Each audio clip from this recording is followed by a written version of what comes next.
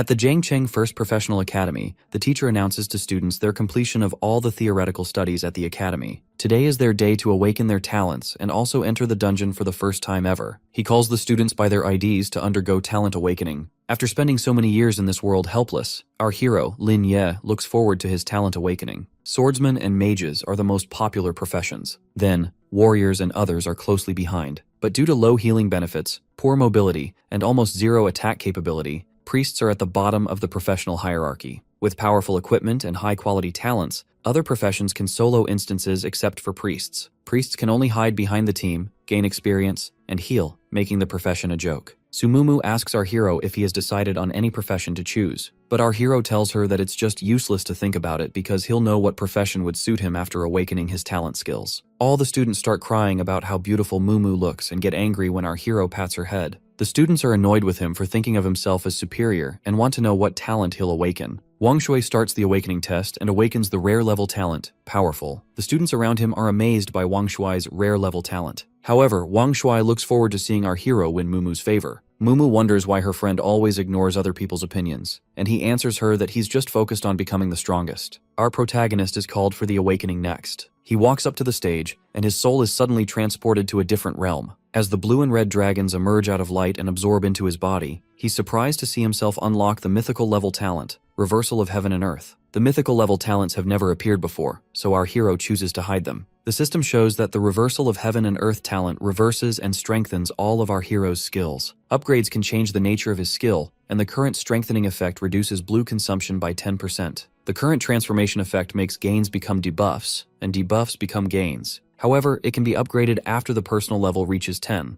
Our protagonist thinks about his mythical level talent that can reverse all effects on himself and freely activate or deactivate, and realizes that enemies can never kill him. However, if he only uses non-skill, basic attacks, or lets the priest heal him, it can damage him. He now understands why talents can be hidden. After the announcer reveals that our hero has chosen to hide his talent, everyone thinks that he has awakened some garbage talent, and Mumu just overestimated him. Mumu goes to awaken her talent next, while our hero visits the statue of the goddess to choose his career profession. While choosing his profession, our hero thinks that his nearly invincible talent is a divine-level skill, and to maximize the power of the talent and make up for its shortcomings, he chooses the priest profession. Our hero confirms his profession and transforms into a priest. Our hero uses his reversal skill, and his healing spell now becomes a life-depriving force, reducing the opponent's health by 50 points. Our hero realizes that the skill is described as reducing life, which means defense armor won't be able to resist it. The fighting strategy becomes clear for our hero, but he also knows that he needs to be careful of his teammates' healing or buff skills, because in a reversal state, the buffs from teammates would end up harming his body. Everyone starts laughing at Lin Ye for choosing the priest profession and thinks he wants to hide behind his team. Meanwhile, Mumu awakens a legendary level talent, Tears of Biogenesis. The talent allows her to summon otherworldly souls to fight for her. Everyone instantly falls in awe of Mumu's capabilities and wonders what profession she will choose. They again laugh at Lin Ye for having a mediocre talent against their goddess. Mumu chooses the mage profession, and everyone understands that it's a good choice since she could also become a member of the professional alliance. However, the teacher is more interested in our hero for voluntarily choosing a priest profession. They find it interesting that he chose to be a priest without being forced into it. Mumu runs to our hero to inform him about her profession and asks to go into the dungeon with him. Lin Ye refuses to join her and tells her that he has other plans. The system alerts that the novice trial dungeon has opened and advises everyone to team up with the other students. Right then, Wang Shui walks up to our hero and asks him for his help to talk to Mumu and have her join his team, and he even offers to take him along in his team as a reward. However, our hero refuses to join them. The principal walks in and cautions them that fighting against a group of monsters requires teamwork. He advises our hero to put aside any grudges, but Lin Ye assures him that he doesn't have any grudges. He just wants to solo the dungeons for higher experience. The principal doesn't think a priest can solo a dungeon and tells Lin Ye to not play with his life. He cautions our hero that he could die in the dungeon, but our Lin Ye assures him that he can do it solo. Our protagonist wants to solo dungeons to level up quickly and to avoid his mythic level talent being revealed to others. The principal is left wondering why this student has so much confidence. The system cautions our hero against entering the trial alone, but he enters the dungeon anyway. Our protagonist enters the dungeon. The Forest of Wolves is a challenging dungeon for the new students. However, if they work together well, there won't be any casualties, and achieving a B-level rating is already the best result. The dungeon has a healing spring in the middle to restore health. Although it ensures the safety of novice trials, the dungeon also lowers the status of priests. However, if someone is too reckless and leads the wolves together instead of clearing them on the way, or ventures too deep into the forest to the Forbidden Era, they will die in the dungeon. As a mythical level talent awakener, our hero is not satisfied with mediocre ratings, and so he decides to enter the legendary Forbidden Land. Deep in the Forest of Wolves, Lin Ye stands before the wild wolves. The wolf's bite skill triggers the bleeding skill that causes continuous damage for 3 seconds. Our hero uses his reversed healing spell, dealing 50 damage points to the wolf, killing it instantly. As the wolves jump at him and bite him, their bite skill reverses, adding 20 points to his health and a continuous 2-point health gain from the passive bleeding skill. Our protagonist then reverses the universe again and uses his imprisonment skill to restrain the wolves. The imprisonment skill clears the wolf's mana and makes it useless. As the wolf falls, our hero realizes how effective this spell is against low-level monsters. The wolves continue to attack him. He uses the reverse healing spell again, killing them in an instant. Seeing how each small monster gives 10 experience points, our hero believes he can level up to 4 by clearing all the monsters. His goal is the hidden final boss, and with even a 1-level difference, Lin Ye feels confident that he can do it. The healing spell cools down, and our hero uses it once again. He continues defeating the wolves and exits the combat standby state. He turns off the reversal of the universe effect and the clarity spell, and allocates the 2 attribute points to intelligence. Our protagonist already has the ability to heal without taking damage and continuously restore mana. He wants to put all his points into attributes because he believes that he can maximize his damage this way and get instant kills. Meanwhile, the principal sees Lin Ye heading towards the prohibited zone and realizes that he intends to challenge level 5, the hidden Dark Wolf King. The principal thinks that our hero's hidden talent must be at least legendary level or maybe even above legendary. But since the talent is hidden, the principal decides to shift his focus to the other students. His fellow makes a bet with the principal that our hero can break the record. However, seeing Mumu, they find her ambitious but lacking experience. In the dungeon, Mumu faces the wolves. She uses her ice solidification spell, leaving everyone in awe of her power. The ice shatters, killing the wolf instantly. However, more wolves rush in on them, and she prepares to run. But then, Mumu realizes that her image as a goddess will be ruined if she runs. She stands back, shielding her team, and uses the tier of biomimicry. On the other hand, our hero levels up to 3 and allocates his points to intelligence again. Right then, he hears some noise in the distance and sees the hidden boss. The Dark Wolf King as the hidden boss is a taboo in the Academy records. Countless young talents were severely injured or disabled fighting it, and even future heroes were ruthlessly killed by it. Since then, this forest has been classified as a taboo by the Academy. Our hero continues to observe the Wolf King from a distance. The wild wolves always seem to be around him, but sometimes they also act normal and occasionally leave to find a convenient spot. The wild wolves sometimes wander around instead of immediately returning to their lair after solving a problem. Seeing how they leave frequently, our hero realizes he can take them out one by one. Our hero continues to take down the wolves. The little wolves continue to add to his experience, preparing him against the Dark Wolf King. This way, our hero can reduce the number of the hidden bosses and raise his level. After taking down the wild wolves and reaching level 4, our protagonist faces the Dark Wolf King. The system reveals the hidden boss's stats. Its health and attack power are 50 times that of an ordinary wild wolf, and a new adventurer could easily be crushed by it. However, our hero is no ordinary adventurer. As the wolf attacks our hero, his health increases. Lin Ye feels confident of himself for defeating the hidden boss. The cooldown ends, and he uses the reverse healing spell, instantly taking down some of the Wolf King's health. The Dark Wolf uses his claw strike, but our hero dodges the attack. The Dark Wolf King then uses his fury. Our hero reminds him that his subordinates are all gone. As the hidden boss takes a leap to attack our hero, he uses the reverse healing spell again, instantly taking down the Dark Wolf King. After killing the hidden boss, our hero gains 1,000 experience points and reaches level 5. As a reward for clearing the trial, he receives a bronze chest. For completing the hidden achievements and killing the final boss, he gets a silver chest as an extra reward. However, seeing that a healing reversal spell didn't count as damage, Lin Ye thinks that he might not have achieved the Triple S evaluation. Meanwhile, as the system reveals that a student has cleared the trial with a Triple S evaluation, the whole academy is left shocked. The principal is shocked to see the unprecedented event, and seeing that the hidden achievements were cleared, he knows that only Lin Ye entered that forbidden area. The other staff is also shocked and can't believe that the trial was cleared without taking any damage. Mumu is also left shocked because she could barely get out alive with an A-level completion, and wonders who this genius could be and wonders about how her friend could be. Our protagonist opens the silver chest and obtains a rare skill book, Catastrophic Ailment, 5 free attribute points, and the silver grade equipment, Dagger of Shadows. The Dagger of Shadows increases his attack power by 50, armor penetration by 10, and has a 5% chance to make the enemy bleed.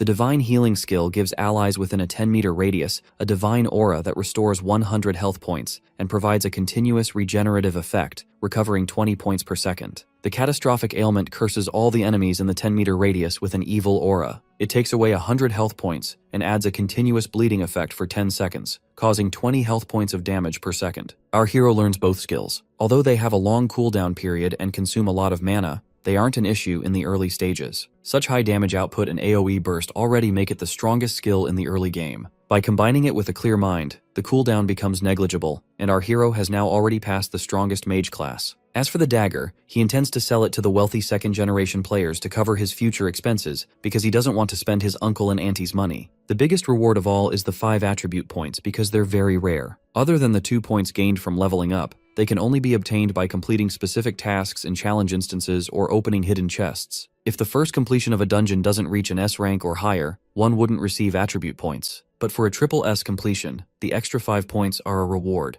Our hero decides to allocate all his extra attribute points to intelligence, and from today, he becomes the most extreme mage and the most devastating catastrophic priest. As the portal opens, the students get excited waiting for the SSS team to arrive. Their excitement turns to shock when they see Lin Ye come out alone. They still think the actual team is coming behind. Mumu asks our hero if it was him. Wang Shui still underestimates our hero and thinks he didn't do anything. Right then, our protagonist pulls his dagger out to sell to the assassins. Everyone is shocked to see the silver-grade equipment. They start bidding their prices, and the highest one goes to 50,000. Our hero counts on the bid to 2, and then someone bids 100,000 alliance coins. In comparison, the total annual income of an ordinary family is 10,000 alliance coins. It would take them 10 years without drinking or eating anything to save that amount. Everyone is shocked to hear the bidding price, and our hero sells the dagger to the bidder. The other adventurers gather around him, asking all kinds of questions. They can't believe he went solo and cleared the dungeon with the highest evaluation. The academy teachers refuse to believe that our hero cleared the dungeon with such a high evaluation. Currently, not a single professional at the top of the pyramid, at the newbie stage,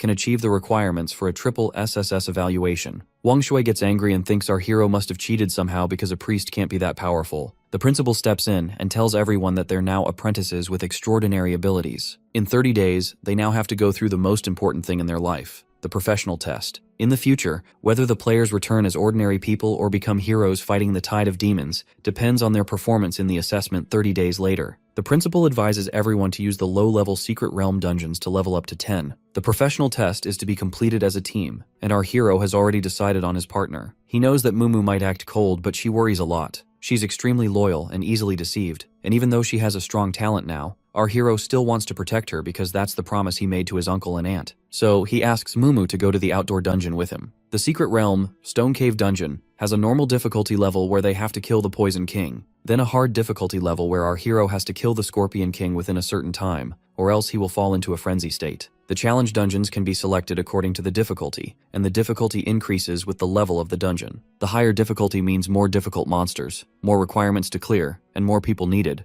but it also means more rewards. Newbie dungeons typically have normal, hard, and nightmare levels, but the Stone Cave dungeon has only a normal and a hard level. Seeing our protagonist choose a hard difficulty, Mumu worries that she'll just hold him back from reaching a triple S ranking. However, Lin Ye tells her that this dungeon has a skipping class to avoid monsters and clear the dungeon. The monsters and terrain in the dungeon are fixed. By sorting out some materials left by the seniors, our hero found out that skipping class is possible. Mumu is amazed by her friend's deduction skills. She has always been aware of his hidden strength. She often saw him studying various dungeons and monsters, calculating different data, and still, he'd barely pass every theoretical exam, which made everyone think he was easy to bully. However, Mumu believes that her friend will become the hero who saves the world. Inside the Stone Cave dungeons, Mumu is mesmerized by the glowing crystals. Lin Ye reminds her that this dungeon is more dangerous than the previous ones. It forcibly matches insufficient team members with other teams, which means they have to watch out for monsters and competition. An explosion goes off and one of the players hits the wall. Wang Shui is constantly beaten by the monsters, and he realizes that this dungeon is far more difficult than he could have imagined. The system reveals that the poison sting of the demonic creatures will paralyze anyone it hits. Wang Shui starts trembling and sees our hero coming in. He reminds Lin Ye of the Academy's mutual aid treaty and asks him for help. However, our hero leaves them be and runs away to clear the dungeon himself. Our protagonist tells his friend that the scorpions are afraid of water and have no long-range attack method. He tells her to follow his command and assures her that she won't get poisoned. When Mumu makes a noise, Lin Ye adds that the scorpions are also very sensitive to sound. A giant scorpion stands in their way. Our hero uses his plundering technique and instantly takes down the scorpion, leaving Mumu surprised. Our hero explains that the basic requirement for skipping class is to bypass the monster's surveillance by taking a unique route. They reach the bug in the dungeon, the spring. Lin Ye and Mumu jump into the spring and swim out to the other side. Our hero picks up a rock and throws it up to disturb the monsters. All the scorpions shift their attention towards our hero, and he intentionally lures them towards himself. The scorpions gather at the spring, and Lin Ye uses his spell to instantly kill all the scorpions, gaining 2,000 experience points. Wang Shui's whole team is shocked to see him instantly kill the monsters that his whole team struggled with. Mumu uses her ice condensation spell and kills the rest of the scorpions. She gains experience points, leveling up to 4. After killing all the small scorpions, our hero focuses on the Scorpion King. As a boss monster, it resists the instinct of fearing water and swims through the spring. Mumu's ice condensation spell only causes 10 points of damage to the Scorpion King. Mumu is shocked to see the boss monster's terrifying defense and worries that she might make a mistake. Our hero tells her that the weak point is at the second segment of the scorpion's belly. Suddenly, the scorpion strikes them, but they dodge the attack. Our hero tells Mumu to keep creating the footholds. He then uses the plundering technique, dealing 150 points of damage. He then signals Mumu. She uses her ice condensation spell. The Scorpion King exposes its weak point to make a move. Our protagonist lands a critical hit, dealing 1,000 points of damage and killing the Scorpion King instantly. Mumu is shocked to see her friend kill such a powerful monster so easily. As a result of completing the dungeon with all the achievements, our protagonist's rating upgrades to triple S. He receives a golden treasure chest and 5 free points. Wang Shui and his teammates fall to their knees and beg our hero for forgiveness. Lin Ye tells them to keep today's events a secret if they don't want to face any consequences and leaves the dungeon. Our protagonist enters the teleportation space to open the treasure chest in private. He opens the treasure chest and gets a growth-type poison bubble skill for the mage class, golden grade Gale Shoes equipment, a silver grade hunting greatsword, a silver grade emerald ring, and 5 free attribute points. The hunting greatsword has an equipment effect of increasing attack by 200 points and strength by 5 points with a shield breaker passive effect. The Gale Shoes increase agility by 10 points, increase movement by 30%, and have a passive effect called Ghost Step. The Poison Bubble skill book is a golden grade skill that summons a poison bubble that deals damage upon contact and spreads a damage area upon explosion, with a chance to affect a target to enter a 5-second poison state. The Emerald Ring reduces the cooldown time of all skills by 10%. Mumu is amazed by the golden chest's rewards. The 2 golden grade pieces are top-notch for the early game, but the biggest treasure is the silver grade ring for our hero. The ring is as valuable as free attribute points, and it could get our hero 1,000,000 coins in auction. Our hero hands over the poison-based skill book to Mumu. Since she was previously using ice-based skills, she thinks she can't use the poison-based skill book because mages can't learn skills of other attributes. However, when she touches the book, she suddenly unlocks the hidden talent, 5 Elements Master. Mumu is surprised to unlock this new talent because she had never heard of this before. By gathering skills from different attributes, she can have some unexpected advantages. This hidden talent now becomes Mumu's trump card. Mumu asks her friend how he's going to use his 5 attribute points, but he tells her that his method won't suit her. Outside, the players worry that they will fail the wilderness instance. Right then, our hero and Mumu teleport, and they instantly fall in awe of Mumu. They gossip about Lin Ye's abilities and his rumored achievements, and suddenly, a car drives in. Huang Xiaofeng steps out of the car after seeing the girl Lao Zhao was talking about. Mumu grabs her friend's hand and hurries to leave. She hates Xiaofeng for using his family's background to clear instances and playing with girls from poor backgrounds. Xiaofeng walks up to Mumu and asks to get to know each other. Everyone suddenly shifts their attention to Xiaofeng and starts gossiping about his potential to become the top scorer. Mumu rejects Xiaofeng, claiming that she already has a boyfriend. Xiaofeng sees his target. Our hero asks Mumu if she's avoiding the guy. Our protagonist pushes the playboy away. Xiaofeng gets angry and decides to fight. He uses his charge skill to punch our hero. However, when he lands the blow, our protagonist uses the reverse plundering technique, and Xiaofeng takes the damage himself. The playboy grows angry, thinking his opponent used some trick. Our protagonist tells him in a baby voice that he didn't do anything because his profession is a priest. Everyone spectating is left shocked seeing Xiaofeng on the ground. Xiaofeng takes another swing in anger and ends up hurting himself again. Our hero was just trying out his reverse healing on professionals, and now realizes that the plundering technique can also negatively affect professionals. Even after taking a beating, Xiaofeng challenges our hero to a fight and thinks he'd make his opponent kneel. Zhao Qihong reminds his friend that professionals aren't allowed to use awakening skills in private fights.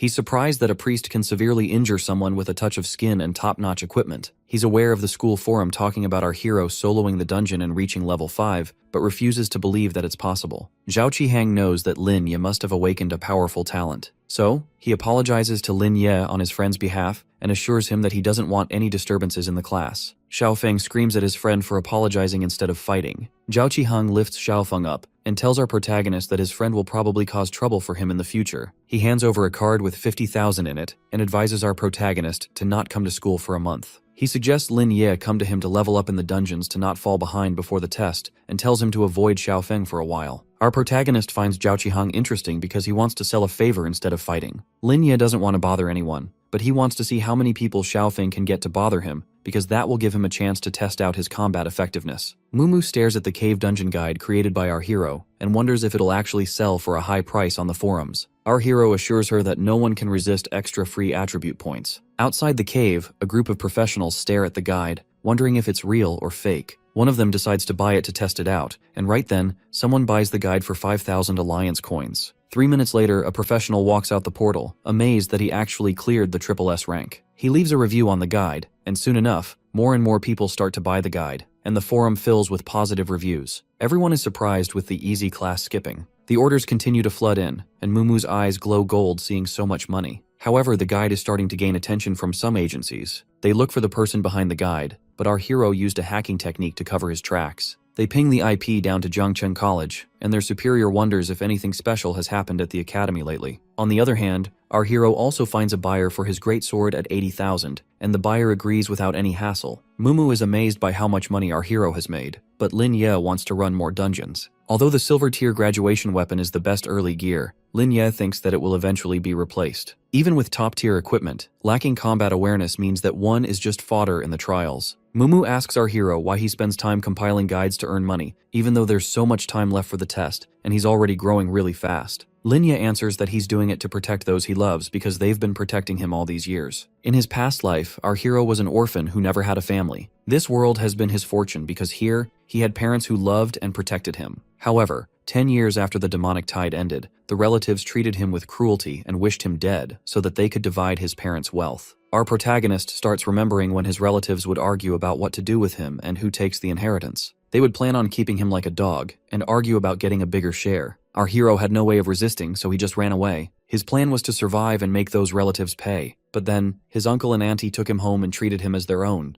They helped him slowly and even helped reclaim his parents' inheritance without taking a penny for themselves. The greedy relatives were brought to court and faced punishment. Without his uncle and auntie, our hero couldn't have received an education and lived the life he is living now. Earning money is to repay those uncles and aunties a debt of gratitude. For him, becoming stronger is to protect the 3 most important people in our hero's life and to prevent the past from repeating. The first-year student Baiji walks up to our hero and asks him if he's the great sword master. Seeing her unmatched appearance with the username Muscular Man Brother, Lin Ye thinks she's here as a proxy transaction. Baiji insists that it's actually her. Our hero wonders if the little girl is naturally super strong or if she put all her points into strength. He tells her to carefully check the item because refunds aren't allowed once sold. Baiji takes the sword, and as she swings it around effortlessly, our hero realizes that it's her own strength. However, Baiji still can't believe the great sword is actually only 80,000. Only one of such grade is produced in her grade, and when she inquired about it in the external market, the hunting great swords were priced over 200,000. Seeing her completely oblivious about the equipment prices, our hero thinks she's some rich kid. While they finish the transaction, he advises her to check the prices before making a purchase next time. After the transaction clears, our hero's balance exceeds 1 million, and he becomes a gold card member. As he walks away, something hits him, and the system reveals that he's received a special buff called Gaze of the Lucky Goddess that will upgrade the loot box level of each dungeon he clears. Baiji tells him that it's her talent and asks if she can join his testing team. Our protagonist is surprised to see Baiji have an innate lucky buff, a talent rarer than some legendary talents. Seeing her, he believes that she's not lying about it being upgradable and realizes that it could be considered almost invincible. The application of this talent is not limiting, and with the support of this buff, one can also open legendary or even mythical treasure chests. Lin Ye asks Baiji if she has told anyone else, and she says that she hasn't. She further tells him about her limitations, that it can only be used 3 times max per week and can only be bestowed upon one person each time. Our protagonist advises the little girl to not let anyone else know, because it might attract some dangerous attention. He tells her that her buff is extremely precious and scarce, and once it's revealed to anyone, it'll attract evil professionals. They might even imprison her and deprive her of her freedom and future. However, Baiji grows curious, thinking that the Professional Alliance is the place they're all supposed to go. It's an organization that spans across the globe, leading humanity in the fight against the tide of darkness. Linya explains that there are factions within the organization that have a complicated relationship, and there are power struggles and assassinations happening all the time. He asks Baiji to join his team and promises to take care of her. Baiji is shocked to be invited, and our hero reintroduces himself to his new teammate. A moment later, Baiji meets Mumu. They both greet and introduce each other. Baiji falls in awe of Mumu, and Mumu finds her cute. Our hero treats them both to a meal and tells them they have to continue with the dungeon. The dungeon our protagonist intends to visit next is the nightmare-level Goblin Underground dungeon. In order to obtain freedom points for everyone, our protagonist decides to enter alone first and prepare a strategy for his teammates. The nightmare level is the highest difficulty, and golden level loot boxes are a minimum guarantee. However, the monsters in that dungeon also have enhanced attributes, and a novice player could easily die if they're not careful. So, Mumu grows overprotective of her friend and refuses to let him go on a suicide mission. Our protagonist tries to assure her that he'll be fine, but Mumu believes that even some advanced adventurers can run into problems at the nightmare difficulty. She screams at our hero that even some above level 10 players have been severely injured and no one has attempted it in a long time. Seeing her angry, Baiji runs away. Our hero agrees with her and assures her that he'll take on the challenging level dungeon instead and suggests going home for dinner first. Mumu agrees and threatens to tell her parents if he breaks the deal, but deep down, our protagonist already intends to sneak out and solo the dungeon. Meanwhile, someone posts a picture of our protagonist taken at the dungeon teleportation point at the academy. The forums gossip about whether or not clearing a dungeon solo is even possible, while some argue if the top scorer really has to be from the Zhangcheng Academy. Mumu continues to scroll on her phone, and Linya snatches it from her to get her out for dinner. At the dinner table, the whole family catches up about the trials. The uncle admires our hero's strong will and reminds him to not overwork himself. It turns out Mumu had complained to the uncle about our hero, and they try to convince him to have a more healthy and stable life. Lin Ye jokes a little, and then assures his uncle that he won't do anything beyond his capabilities. The uncle extends a card to our hero. Lin Ye tries to refuse it, assuring them that he's earning well, but his auntie forces him to take it. Our protagonist feels grateful for his uncle and aunt for the life they've given him. For their sake, he feels that he has to become stronger and heads to the nightmare-level dungeon. Meanwhile, Xiaofeng screams at Zhao Qihang for betraying him. Qihang tries to tell him that he was trying to save him, and without him, he'd be lying in the hospital. Xiaofeng screams at his friend, calling him worthless. As Zhao Qihang walks out, his friend throws a glass at him and tells him to get lost. Qihang turns around and tells him that he deserves to be beaten up and left miserable so not even his mother would recognize him. But then he laughs and reminds Xiaofeng that he doesn't even have a mother. Xiaofeng gets angry and tells him that they're done being friends. Qihang understands the kind of trouble Xiaofeng is in. Lin Ye could easily injure him without even using any active skill, and there are rumors of a person solo clearing dungeons. Then, there's been a rising star selling strategies, attracting interest from various people, and gaining fandom among students. The fact that both are in the same city means Xiaofeng is in trouble. Xiaofeng calls his henchmen and tells them to gather more people and equip them with the best gear to teach an arrogant student a lesson. Our hero visits the Goblin Underground dungeon. This is one of the most challenging dungeons at the current stage, and due to its long duration time and high demands, even highly professional talents avoid coming here. However, in this dungeon, he can find superior golden chests, and with the lucky buff, opening platinum-grade lower chests and gaining over 10 attribute points should be easy. As our protagonist faces the goblin soldier, the timer starts. The purpose this time is to test his speed kill technique. The requirements to achieve a triple S rating in this dungeon are to defeat the secret realm boss and kill all the monsters without using any special items. But there are two unique points. The first is to complete each floor in under 10 minutes, and the second one is to kill the Goblin King, the boss of the secret realm, while enduring attacks from goblins. At 5 seconds, the goblins gather at the entrance. In 30, our hero speed kills the goblin soldier. In 2 minutes and 5 seconds, he runs deep into the depths of the first floor of the underground and faces the goblin captain, the same as he estimated it. As our hero reaches the gate, he uses his healing skill, successfully clearing the first floor in under 4 minutes. Our protagonist's divine healing skill upgrades to level 2, and the bronze door to the second floor opens. After clearing the first floor in just 5 minutes, indicates that the monster pulling route for the first floor is possible. Even if the damage isn't enough, there's still a 5-minute window to get it done. Our hero clears through the second, third, and fourth floor easily, and reaches the final 5th floor, teleporting to the Goblin Palace. The Goblin King sits at his throne, annoyed at our hero for entering his palace. Our hero is surprised to face the final boss without facing any underlings first. The Goblin King starts the fight with a wide area skill, Earthquake Split. Our protagonist realizes that agility is not enough and thinks about quickly dodging to the side to avoid the impact zone. He lies down to reduce the damage from sweeping shockwaves after the goblin lands. However, he chooses to reverse the damage from the Earthquake Split and Spear Thrust. Our protagonist gains some health and then reverses the range shockwave of the earthquake. He then attacks the Goblin King, dealing 200 damage. The Goblin King uses the skill Dragon Spear. The reverse skill recovers 200 of Lin Ye's health, and his attack power increases by 40 points. The Goblin King then uses another skill and realizes that it still has no effect against his opponent. So, he goes into a frenzy, thinking that he has guessed his opponent's weakness. The Goblin King calls his subjects. Our hero is amazed to see the nightmare-level boss's power, but he still doesn't think it's the right time for the ultimate move. The Goblin King orders his minions to directly attack our hero without using any skills, thinking that it's just the skills that are ineffective on our hero. The Goblin soldiers start to attack our hero, but he dodges, and the attacks they manage to land only end in his advantage. The Goblin King only grows more furious seeing him take attacks without any damage, and our hero's look in his eyes offends him even more. Our protagonist uses his reversal skill to tank the Goblin King's health. The Goblin King gets furious at our hero and challenges him to a fair duel. Our hero stops and turns around for a direct fight. As our hero puts his staff down and summons his energy, the Goblin King is left shocked seeing the demonic god's power in his hands. The power rains down from the sky, coursing through every corner of the palace, instantly killing all the goblins. The Goblin King's health reaches down to 1%, and his desire to fight back fades. Our hero uses his reverse healing plundering effect and finishes off the Goblin King. After finishing the Goblin King, Lin Ye gains 5,000 experience points and levels up to 7. He gets a triple S rating, and the gold level chest upgrades to a platinum chest, thanks to Baiji's luck buff. Our hero is impressed by the luck skill, and the dungeon duration allows him to run this instance once more. He opens the chest and receives multiple items. Our hero is impressed with the rewards. The Stellar Radiance provides a large area for group healing and damage reduction,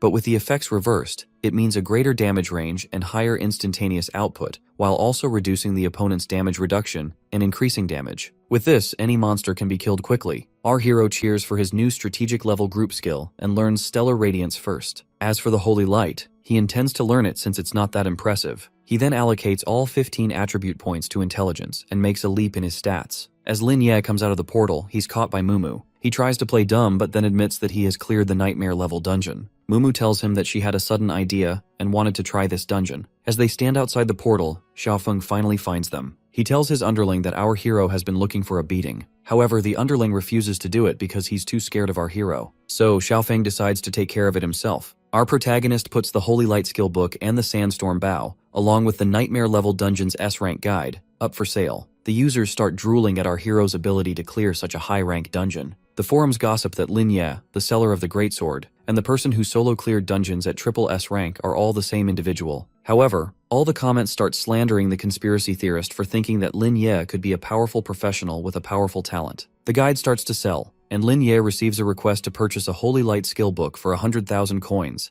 and the Sandstorm Bow for 150 coins. He receives a total of 500 Alliance coins, which isn't as much as he expected. Our protagonist thinks that because his guide doesn't include a flawless clearance of the Goblin King at the end, no one is willing to buy it. But the problem is that even if he creates such a guide, no one can clear it. However, the Nightmare level dungeons are still an improvement for his equipment, and money is only a second preference. With 15 hours left for the luck buff, our hero decides to take a rest, recharge energy, and head to the next dungeon. As our hero goes out on a walk, a car drives up to him, and he sees Xiaofeng in the car. He reminds Xiaofeng of what happened last time, but then his underling threatens his family. Our hero gets angry and agrees to give them a duel if they don't cry about it. Xiaofeng gets angry at his underling and tells him to not intervene in the fight. He feels confident that his expensive gear will help him fight against our hero, but then he whispers to his underling to execute the original plan. Our hero knows that Xiaofeng has recruited more people. He sits in his car and hurries his opponent to fight. Xiaofeng threatens to make our hero crawl like a dog, but Lin Ye intends to make him wish that he was dead. Xiaofeng drives his opponent into a jungle. Our protagonist is impressed to see so many people and asks if they want a one-on-one or a group fight. Xiaofeng calls for a one-on-one fight, feeling confident that he can beat his opponent, and draws out a diamond-level shadow sword. As all the fighters charge at our hero, he summons his staff and takes a leap back. The underling is surprised to see his agility. He continues to run them around. Xiaofeng's underling uses the assault slash. Our hero decides to use his reverse destiny talent. The underling starts laughing at him and suddenly starts coughing up blood. He's left shocked seeing his opponent break through the golden tier armor without any attack. He gets back on his feet, thinking that his opponent is just some ordinary priest. He calls his friends to all attack together. All the fighters gather around our hero. Lin Ye uses his reverse all-star divine brilliance. The chains summon around, restraining everyone instantly. The underlings are shocked to realize that they were taken down with just one shot. Right then, Xiaofeng boasts about his diamond-level armor, bought for tens of millions at an auction. The diamond-grade armor set enhances all attribute values to 100. The underling is shocked to see the Huang Group's sole heir wear armor bought from China's top-tier auction. Xiaofeng threatens to make his opponent kneel down. As Xiaofeng faces his opponent in his shining diamond-tier armor, he thinks Lin Ye would be scared of him. Our protagonist reminds him that the inner weakness always remains no matter how expensive his gear might be. Xiaofeng gets furious and runs towards his opponent. Our hero leaps into the air, shocking his opponent. While Xiaofeng tries to fight Lin Ye, his underling is shocked. He can't understand how our hero instantly defeated all the fighters in some move, and how his damage could be so high. The underling felt as if his opponent wasn't human anymore. It felt more like something that came from the demonic tide. Seeing his opponent move around so quickly, Xiaofeng thinks that he has allocated all points to agility. He boasts about his expensive gear and thinks he can take down our hero with just one strike. However, our hero tells him that his base attributes are just too low. Xiaofeng takes a swing, but our hero dodges and decides to take his turn. With just one attack, our protagonist deals 1,000 points of damage, destroying the armor shirt and the diamond grade set. Xiaofeng is surprised to see his diamond gear take so much damage. He uses his slash charge, followed by a triple slash and a sweep through 1,000 troops,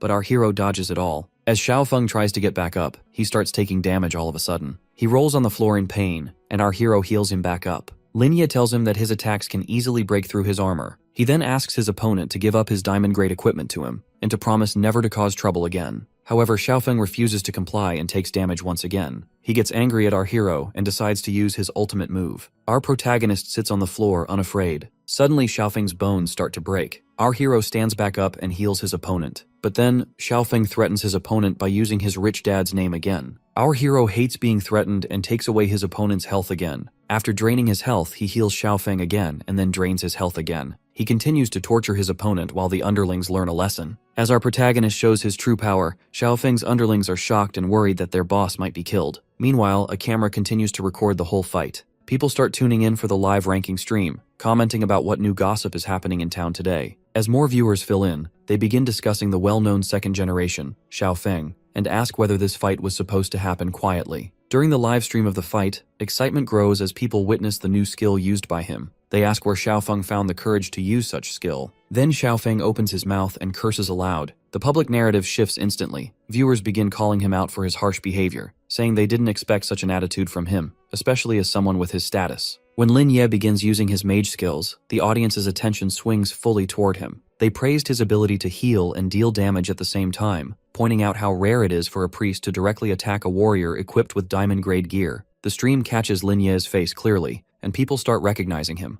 asking whether he's from Jiang City's professional academy. They bring up the conflict that happened a few days ago and comment that Xiaofeng must truly have terrible luck. Two commentators mention knowing Lin Ye from school, saying he was the first person to ever solo a dungeon, which confirms their theory that he awakened a top-tier talent. Viewers quickly dig into his past dungeon records, even though they weren't from large professional-level instances, and start discussing his impressive inventory of SS-graded items. His transactions having been photographed only strengthens the buzz. Baiji tries to shift the audience's interest elsewhere, but people continue focusing on this new possibility for priests and begin forming Lin Ye fan clubs. Many start openly supporting the suppressed ones and criticizing Xiaofeng, accusing him of acting arrogant just to attract women. They say he looks down on common people and that being the eldest son of a massive corporation doesn't suit his behavior. The conversation quickly escalates into calling him a Nepo baby. Soon, viewers start targeting his father, Tianqi Huang, accusing him of always covering for his son. Before long, people begin protesting against the Huang Corporation entirely, calling the company garbage. The corporation's stock prices start plummeting. Mumu shows the live stream to her parents, insisting that they should teach Xiaofeng a lesson. Her mother, however, refuses. She says Xiaofeng's personality is already twisted, and that life will naturally teach him what happens when someone chooses such a path. When Mumu tries to argue, her mother warns her that intervening will only make them look as bad as Xiaofeng. She reassures her that Lin Ye can handle this much on his own. Meanwhile, the head of the professional alliance asks whether Lin Ye has officially appeared in the professional world yet. He comments that Lin Ye's newly revealed talent could easily bring him to legendary rank, lamenting that such potential is being wasted on him being a priest. An extreme, once-in-a-lifetime genius, he argues, should work directly under the professional alliance. Other alliance members voice their support for officially involving Lin Ye, but the discussion soon puts Xiaofeng's father on the spot. They ask what he plans to do about his reckless son. Chairman Huang assures them that he has already settled on compensation and has apologized on behalf of Xiaofeng,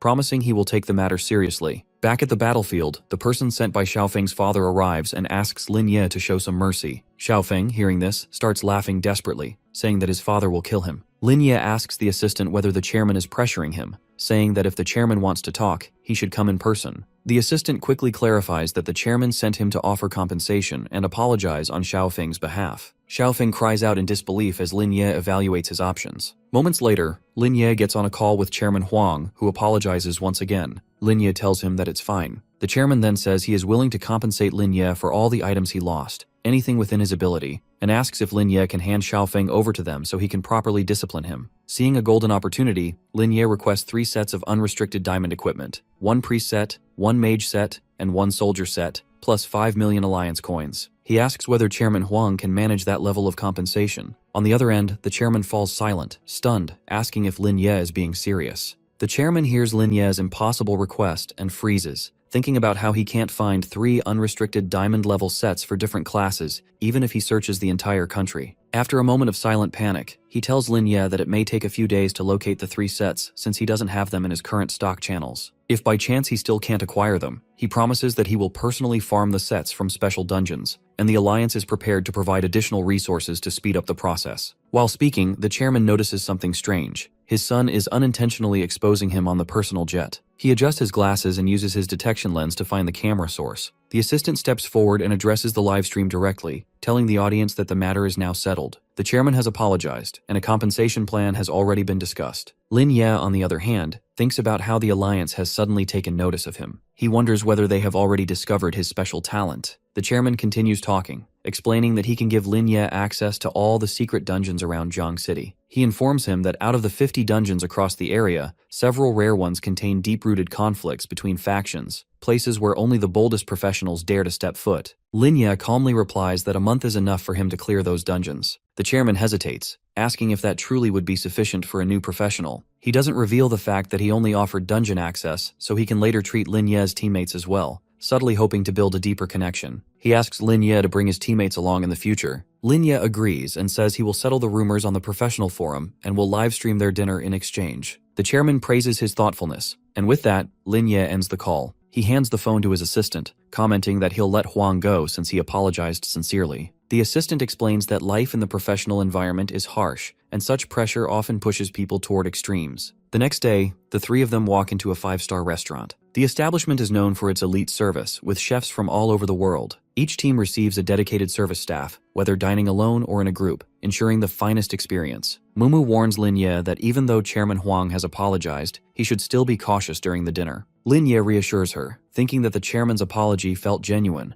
He sees potential in him and wants to establish a long-term working relationship. They step into their private service room, where Chairman Huang invites them in. He asks Lin Ye's teammates to take a seat and apologizes once again on behalf of his son, saying it was his own fault for not raising Xiaofeng properly, which led to such disgraceful behavior. Both Mumu and Baiji are surprised. How can the chairman of the Huang Association be so humble and kind when his son is Xiaofeng? Meanwhile, Lin Ye thinks about how Chairman Huang is willing to lower himself so much for the sake of his unfilial child. He shakes the chairman's hand, telling him that bygones are bygones and that he will let Xiaofeng go. After some time, the chairman presents the equipment. Lin Ye inspects the items to see if they conflict with his current gear, but the equipment only enhances his healing, increases survivability, and doubles his damage resistance. Satisfied, Lin Ye nods. Baiji thanks the chairman sincerely, while Mumu thinks that obtaining such gear is expected of a wealthy family and accepts his generosity. The viewers watching the stream think the same. They accept that the chairman's apology must be genuine since he wouldn't willingly lose so much money over expensive gear unless he truly wanted to resolve things. Many viewers soften their stance and agree that letting him go is fair, considering how much he compensated. The team enjoys their dinner peacefully. Before leaving, the chairman gives Lin Ye a heads up that he will likely encounter reporters waiting outside. He then hands Lin Ye a pass to the nightmare-level dungeon, the Land of Bones, and lets the group go. As expected, reporters swarm him the moment he steps out, bombarding him with questions about his new talent and whether he can solo any dungeon. Lin Ye simply makes his way through the crowd, leaving the reporters empty-handed and stunned.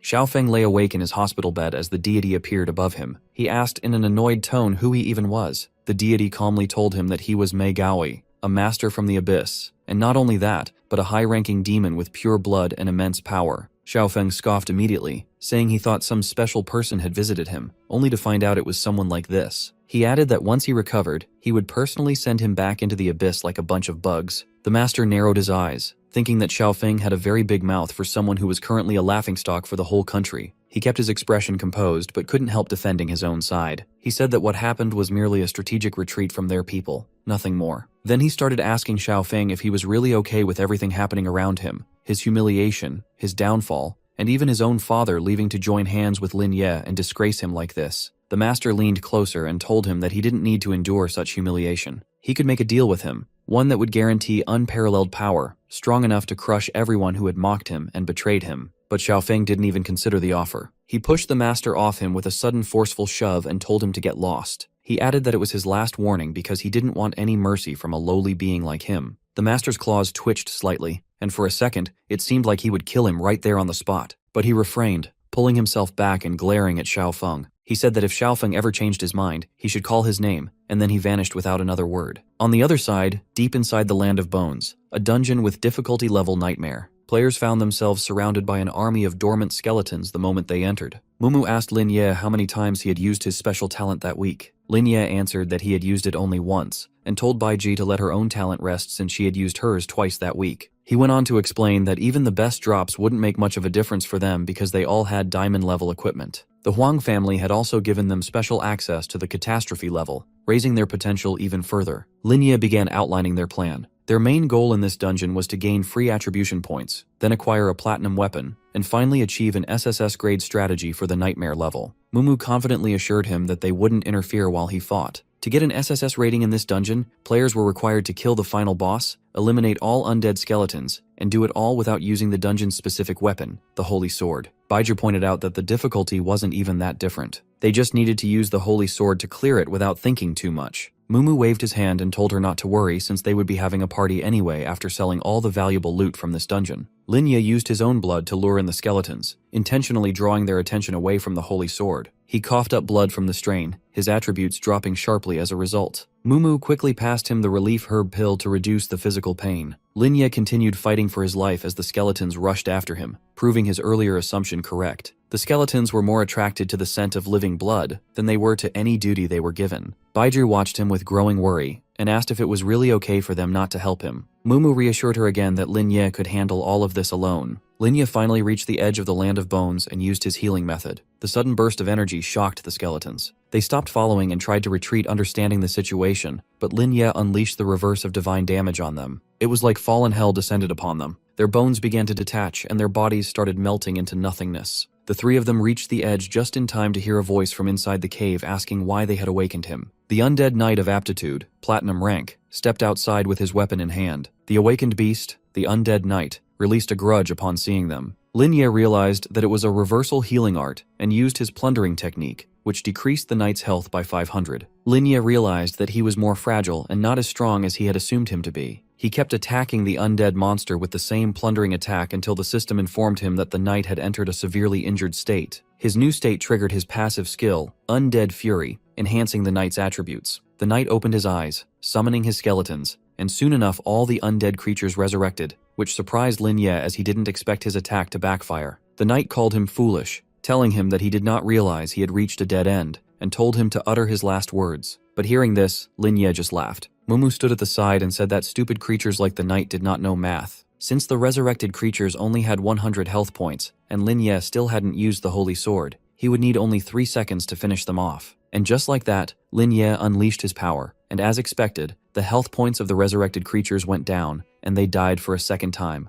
leaving the knight in shock. Lin Ye told the knight to tell him his last words and used the reversal healing art plundering technique, decreasing his health by 700 and defeating the boss. Just like that, he completed the dungeon. The system calculated all his task completion and upgraded him to SSS grade rank. He received the gold and platinum chest, and he reached Catastrophe Descends level 2 through Fallen Hell. Mumu and Baiji cheered for him, but the system interrupted, telling him that upon the dungeon's completion, while protecting the Holy Sword and defeating the undead knight, he had received a unique reward, the Stone Sword Key, which can open any one-time dungeon gate in the Land of Death. under all conditions met, with the highest difficulty of catastrophe level. He asked if he heard it right as the system asked if he wanted to open the chest or not. Lin Ye told the girls that the exclusive item of this dungeon was different from regular dungeons, and that the dungeon with all its rewards disappears once you use the key. He informed them about the hierarchy of the dungeons. The normal ones with difficulty nightmare are visible to beginners, but after that, there are calamity, disaster, catastrophe, and epic levels. Baiji asked if the rewards under this dungeon were any better than the regular dungeons.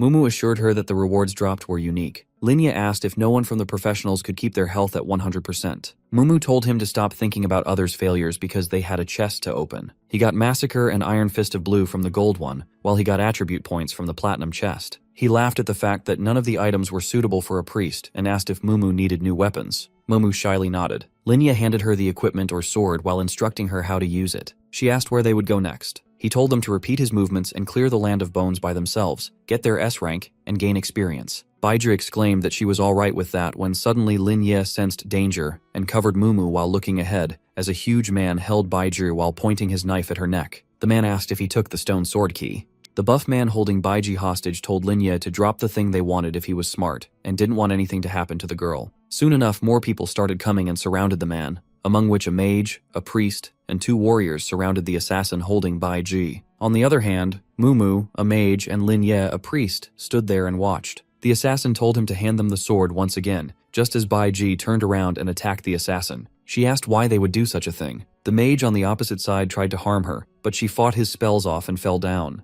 The mage praised her skills. Watching the scene unfold, Lin Ye informed them to let go of Baiji if they didn't want to die. The warriors started laughing and told him to give them his best shot since they liked it rough. Lin Ye came forward and attacked them with painful convulsion. The mage and assassin made a run for it, leaving the warrior at Lin Ye's mercy. Baiji stood up and ran toward him. The fallen warrior asked how he was able to do that at only level 10. Mumu unleashed her bionic tears that held off their priest. The 3 of them got together, finally getting into their positions. Lin Ye told them to back off since they didn't have any guts to rob them. Their mage came back, cursing them, saying they would regret being ignorant once they saw hell today, and started doing his spell. Just then, the assassin started moving like a voodoo doll, and the mage ordered him to kill Lin Ye since the girls were not as strong as him. Mumu looked at the bizarre scene and wondered if the mage didn't care about his own teammates. But Lin Ye warned them ahead, ordering them to step back since he smelled the scent of magic tied on them. He realized that the people standing before them were all fallen ones who willingly made deals with the demons of the abyss, ignoring their original talents, which led them to gain abyssal powers that were several times stronger than their original ones. He informed the girls that they had lost their humanity and had become enemies of humans instead. Lin Ye didn't waste a second and used his newly obtained ability, which was Reversal Divine Healing. Catastrophe descends, unleashing a burst of energy filled with fire toward them. But the mage on the opposite side fought off his magic. He laughed, calling Lin Ye weak, saying he couldn't even cast a spell by himself. He controlled their assassin and ordered him to take their equipment since it looked expensive. The assassin moved toward him, but Lin Ye pierced his hand inside him,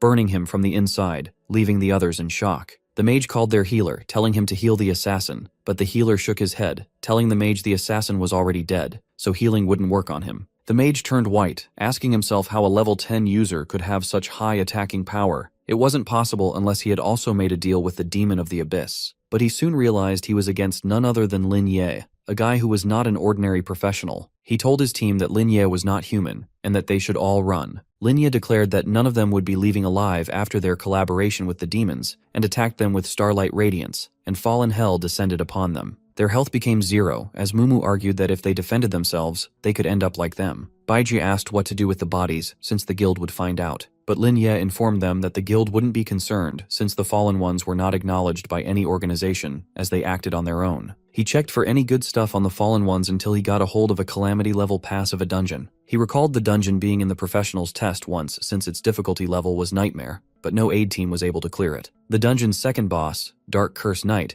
became an actual nightmare and a roadblock for all the students becoming professionals. But all the students still went for it, not to have top-tier equipment or experience, but to get a hold of the drop after a flawless and first-time clear, which was the key to the catastrophe-level dungeon, the Forgotten Nest. He gripped the pass and concluded that it was a story for later, and moved toward their new dungeon mission. Mumu recognized it as the Giant's Demise Forest, and asked if they could go there. But he said that once Baiji's talent cooldown ended, they would enter this dungeon because they needed to get a hold of the pass for Forgotten Nest, along with achieving level 10 inside the dungeon. Baiji calmly asked if they should burn or chop the fallen ones, but there would still be traces of them. Mumu sighed and said that if one of them were a summoner, it would be a lot easier for them since they would just have to feed the bodies to someone. Linya looked at them with shock and held the fallen ones on his back, telling them he would throw them into the dungeon so they could cool down along the dungeon. The two of them started dragging the bodies, agreeing that it was a good idea. After their heavy lifting, Linya acknowledged that it was time to return to the academy to rest and balance their relaxation. Once Baiji's aura cooled down, they would head to the place that could lead them to the catastrophe level. One day passed as the three of them sat down enjoying their dinner. Mumu pointed out how they never had time to relax after they awakened their talents. Linya assured them that they were still earning allowance coins and made a plan of coming back here whenever they needed to relax. Mumu told him otherwise, saying that since she wasn't a kid anymore, she had to save her allowance coins for equipment, which caught Baiji's attention. While enjoying her meal, Baiji offered to pay for their meal this time. Linya laughed at that and called the waiter over. The waiter informed him that their bill had already been paid by someone. He turned around to find that person as his eyes landed on the head. The person stood up and introduced himself as Yan,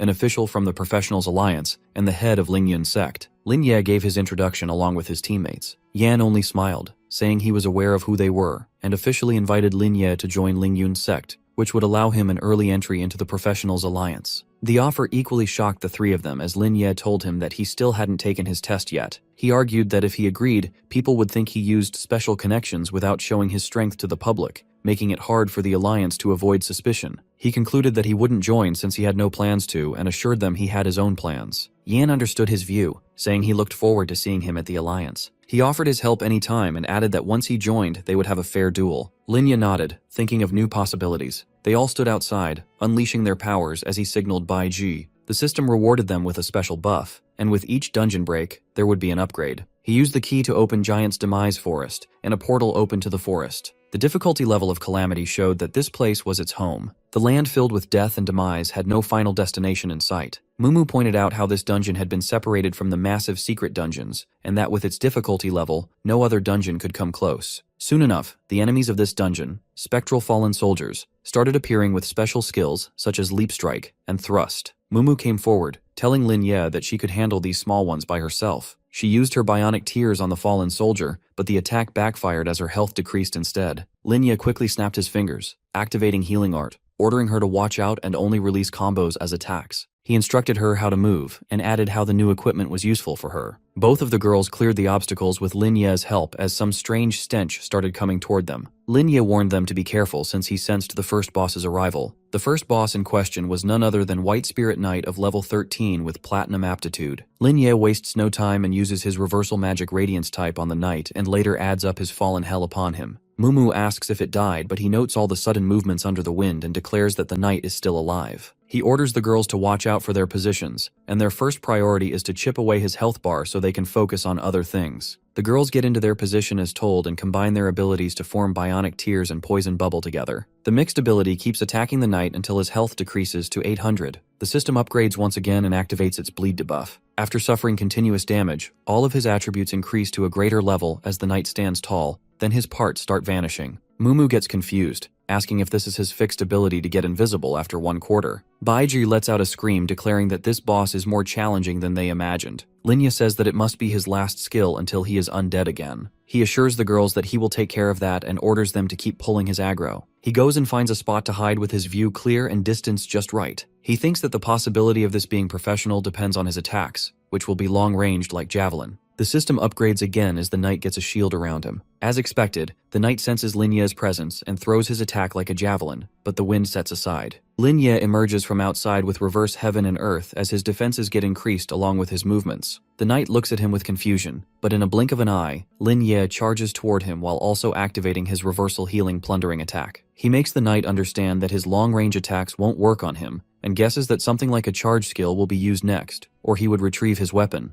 As expected, the knight uses charge attack using spiritual power gathering, and Linya defends himself by using clarity art confinement technique. His attributes get an instant increase as he gains the active points of the skill since it's his first time using it. The knight tries to run back to his place, but Linya smirks, knowing that it's already under his trap. Once he passes the blink, his health gets decreased instantly while all his powers start deteriorating and his skill time ends. The knight still tries to run, but Mumu captures it, asking if he still has guts left to run away. Finally, Linya uses his divine healing along with Fallen Hell and descends upon the knight. The system shows that he defeated White Spirit Knight and he leveled up to 9. Baiju leveled up to 7 while Mumu leveled up to 6. The upgrade felt amazing as Lin Ye declares that the level of difficulty proved that it can't be cleared on its own. He instructs them on what to do next by following the signposts that will lead them to the second boss. But when he looks up, he could not find any signposts for himself. Just then, long ropes like vines come from beneath and capture them and leave them into a pit. He instructs them to roll before landing so they can avoid getting hurt. The three of them make it safely to the next step as Lin Ye patiently waits for the legendary cursed teacher to arrive. A sudden attack from Moonlight Family takes Lin Ye out before the girls could warn him. When the notification pops up saying that a new monster has arrived with dangerous skills with a level 15 and aptitude of diamond, it walks toward Lin Ye. Lin Ye screams in anger, telling him he's heard about it from the students, and that's why the monster is getting so many kills. He shows up without even informing them. When it attacks Lin Ye so fast that he couldn't even react, Lin Ye screams in worry, warning Baiji and Mumu to not just dodge it, but to block it directly. When one of them gets hit with its slashing attacks, Mumu grabs her in her arms, thanking that they gathered enough points to heal themselves. She worries that with Lin Ye's power neutralized, they can't be healed by his priest powers. When Lin Ye throws another counterstrike, but to Mumu's surprise, even with triple the badass power of Lin Ye, he still couldn't kill even a bit of the monster's health. When she decides to take 2 poisonous and freezing attacks, reducing the monster's attack up to 1/3. Lin Ye attacks him with the 3rd slash and then comes slowly onto the ground, telling the girls that the cursed teacher's power strength is really strong. He has to stay focused. When the monster stands up again using his Dark Night curse added to his mana, when the girls see this, they worry about Lin Ye. He screams not to worry and just stick to what they decided. He warns them that he will do anything he can to keep the monster from hitting Baiji and Mumu. He says that even if this one is a tank, he will get the cursed teacher monster so tired, wasting up his mana chasing him. He uses his plundering technique again, slashing and moving back and forth, dodging its attack. When Mumu says that monsters like this are the ones they fight when the reversal of heaven and death happens, he says that it's the ultimate counterattack of bosses, monsters that can take this much skill damage. He grins and smiles like he knows what to do. He thinks to himself that even though he is a tank and ultimate power boss, and they can't do anything right now, they just need to buy a bit more time. Suddenly, a notification pops up that aggro is being transferred and the cursed teacher monster health goes down, 950. Lin Ye grins and reminds the monster that the cursed teacher's opponent is him and he will keep on making their attacks useless. He screams, using his plundering attacks on him, telling the monster to die, and slashes him onto the ground. The monster rolls onto the ground when the notification pops up telling them that they have achieved the cursed teacher. The giant Black Knight curse has disappeared from the fortress and their task has been completed. When they see this, they all look at each other with joy when Baiji says that they can even use the cursed teacher in dungeons to clean up and help them. He puts his hand on her hair, telling her that it's their achievement, and that that's why he is always pleased to fight these bosses who haven't fought in a long time. He says that bosses like this give great achievements, and when they're beaten flawlessly, they even get so many rewards. When Mumu says, interrupting them, that the system messages are still coming, they aren't even done yet. She asks herself if there is something more awesome that can happen to them. When another gold-plated notification comes up informing them that they have achieved the entry pass to the catastrophe-level dungeon, the Forgotten Nest, and another one informing that the original simulation server, the guard of the gate, will now open the Forgotten Nest for them. He smirks again, telling them that they see how beating a boss flawlessly gets them rewards, such as getting the gates of the Forgotten Nest opened. But when he thinks to himself of completing the task, getting the entry pass, and changing the entry setup, he wonders how others will think about this. When they all start to walk inside the dungeon, Mumu gets distracted by shining butterflies. Then Baiji asks if anyone has a problem here, and if they are going to help people there. She says that no one has to worry about the cursed teacher monster because they already cleared the task. She smiles. When Lin Ye asks her if they are all training to become professionals, he says never mind, and that they should move forward into the dungeon. After some time, after clearing most of the task, they finally get to the end of the forest. Only one lives there, no one else. The setup of the giant boss's nest looks quite creepy as he is the only one left now. The final boss might look like Godzilla with earth-shattering skills, but he is just a dumb brute no matter what. When Baiji asks that the guidelines said to stick to its left foot and trim its nails, Lin Ye says that's what they have to do. When he arrives, a big monster with the build of Godzilla appears, with long nails on all fours. Mumu screams, telling them the strategy, and when she is about to attack, he says they are not going to follow the same strategy as before. He smiles and says, "Let Cursed Teacher do the dirty work here," and screams, summoning the Dark Cursed Knight. He appears in the dark. Lin Ye screams, ordering the knight to attack. The giant boss screams, using the Moonlight Slash. It lessens the HP of the Dark Knight. The Dark Knight roars, using Giant's Barrage, attacking the giant boss. They both attack each other one hit after another, beating each other. Lin Ye orders Mumu to use her ultimate and orders Baiji to buff them with her enchantment skills. Mumu attacks with Flame Sword Chi and Baiji attacks with Bionic Tears and Poison Bubbles. When Lin Ye looks dead in the eye, he says he will finish this, casting the spell Fallen Hell, and they finally defeat the giant boss. When the prompt shows up telling them Lin Ye leveled up to 10, Baiji to level 7, and Mumu to level 8, they all hug in happiness. Baiji screams, asking Mumu that she never heard that someone got upgraded 2 times in a row. She screams that this is amazing. She hugs Mumu, saying that she is a good luck charm. When Lin Ye reads the stats, he says that's why he added her to the team. When the diamond chest opens, they obtain diamond level skills and platinum level equipment and 15 free attributes for each member. They obtain White Knight Platinum Plate and White Spirit Knight Spear, and also get 3 Marrow Ash, a Heart of Giant portable equipment, and the Giant's level skills that grant a shield for 5 seconds. They also get shield breaking effects for weapons and lightning paper too. And lastly, Rising Tide, the priest exclusive skill, heals all allies within 2 minutes. He looks at it, saying this skill is not bad at all. He says that his reversal talent does not buff these, but it is more like boss control skills. After reversal, the weapon like the spear will debuff and fasten him more, and Rising Tide will help him too, and he has to learn Rising Tide as well. He thinks to himself that the reversal of heaven and earth is clear, and it can even change the essence of a skill. Later, he tells the girls that he has to inform the academy and Shangguan about the disappearance of the cursed teacher and the reduction of difficulty in the dungeon. He smirks, saying that this will cause quite a stir.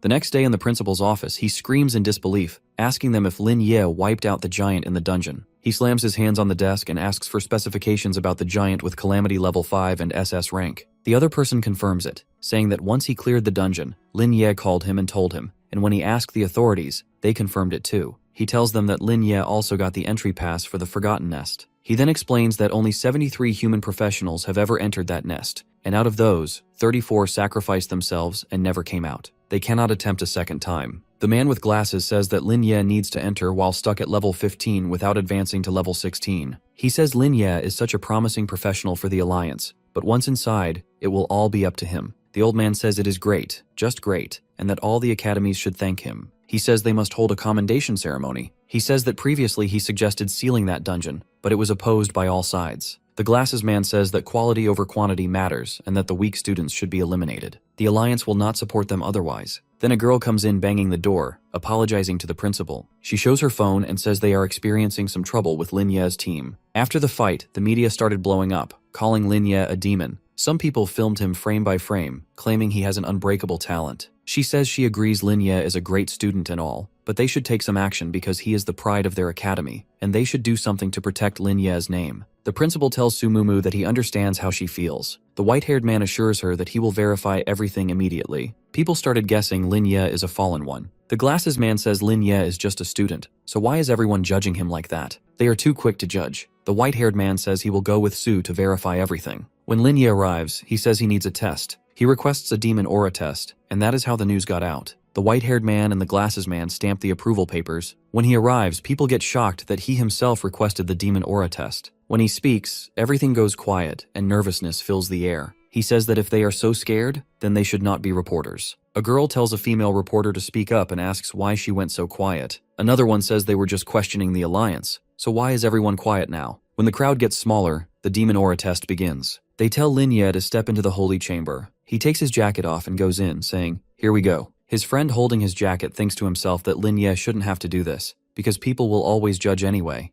Lin Ye says he isn't worried about the people. He is worried about the ones who trust him, and he wants them to trust him forever. The test loads up to 15%. They hope for a good result. Finally, it completes, and the demon aura test shows 0 demon contact. His friend says happily that he will get the report printed right away. People scream, shocked that it was truly 0% demon contact. The crowd goes wild, chanting that the night god is unbeatable and trustworthy. Huang Feng secretly tails Lin and spots him carrying treats he bought for Su Mumu and Bai Zhi. He immediately starts judging him, thinking Lin has become too relaxed and self-indulgent. While complaining, he suddenly realizes no one else is around, and right then our guy lightly kicks him from behind, making him stumble. Feng acts exaggeratedly shocked, but our bro points out that spying on someone is even worse. Afterwards, Feng insists he came to give a warning, saying Lin must have run into the dark creature that tempts humans. The protagonist downplays it, saying he only met some corrupted individuals who tried to bring him something. Feng accuses him of pretending to be tough and claims he purposely allowed Lin to barely win so the real demon would appear. Moreover, he urges our guy to inform the Alliance and help them trace that creature. After that,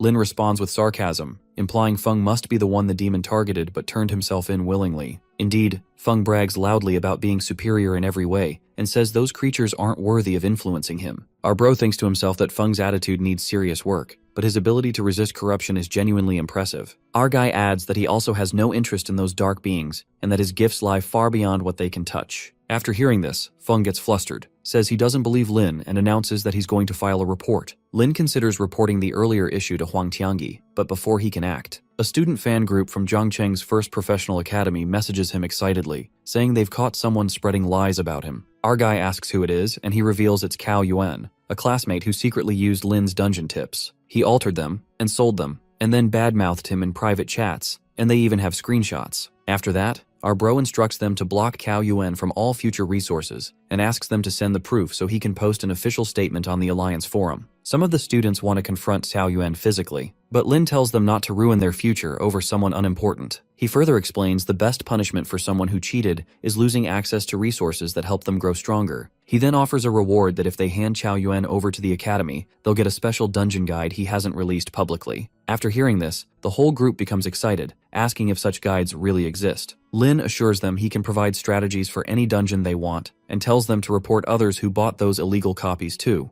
Those people will be permanently barred from his future materials. The group agrees immediately, and our hero then shares a preview of a new Land of Skeletons guide, astonishing everyone with how effortlessly he describes clearing extremely difficult conditions. The students praise him and beg for more. Finally, Lin instructs them to spread the word that anyone who buys or shares pirated versions of his guides will never receive his real ones again. The group fires up, talking about resisting piracy and rushing off to act on his orders. The group announces a strict new rule that from this moment on, everyone must remove any copied versions of Lin Ye's dungeon guides. Also, if anyone is caught stealing or hiding such material, he will be permanently banned from receiving his strategies. Some students complain about wanting to save money, and a few even defend Cao Yuan, but others quickly shut them down, reminding everyone that Lin Ye spent serious effort making those guides. They point out that people want top-tier results while paying almost nothing, which is unfair. When someone doubts the quality of his upcoming releases, the group mentions the new Land of Skeletons truancy guide, saying they already got a sneak peek. That immediately excites everyone, and they start begging for access. The moderators warn that if anyone tries to defend the rule breakers, those accounts will also be prohibited from future content. Many members quickly delete their pirated copies and declare their loyalty to Lin Ye, with some even offering high prices just to join his private group. New people pour into the fan group at an overwhelming rate, all wanting his official guides that cover every major dungeon and update continuously. The protagonist is surprised at how fast the group grows, but he understands that being firm about piracy is more effective than fighting physically. By setting clear consequences, he protects his income and stops others from undercutting him. After things stabilize, our bro reviews his current status and notes his priest class, his level, and his physical and mental stats. He also lists his high-grade equipment, including the Demon Emperor set, movement and teleportation tools, and a protective ring. His rare awakened ability allows him to reverse power levels, and his skill set ranges from recovery abilities to moves that drain enemies, control space, support allies, and deal large-scale damage across the battlefield. The protagonist reviews his awakened talent, which lets him flip the nature of any ability that affects him.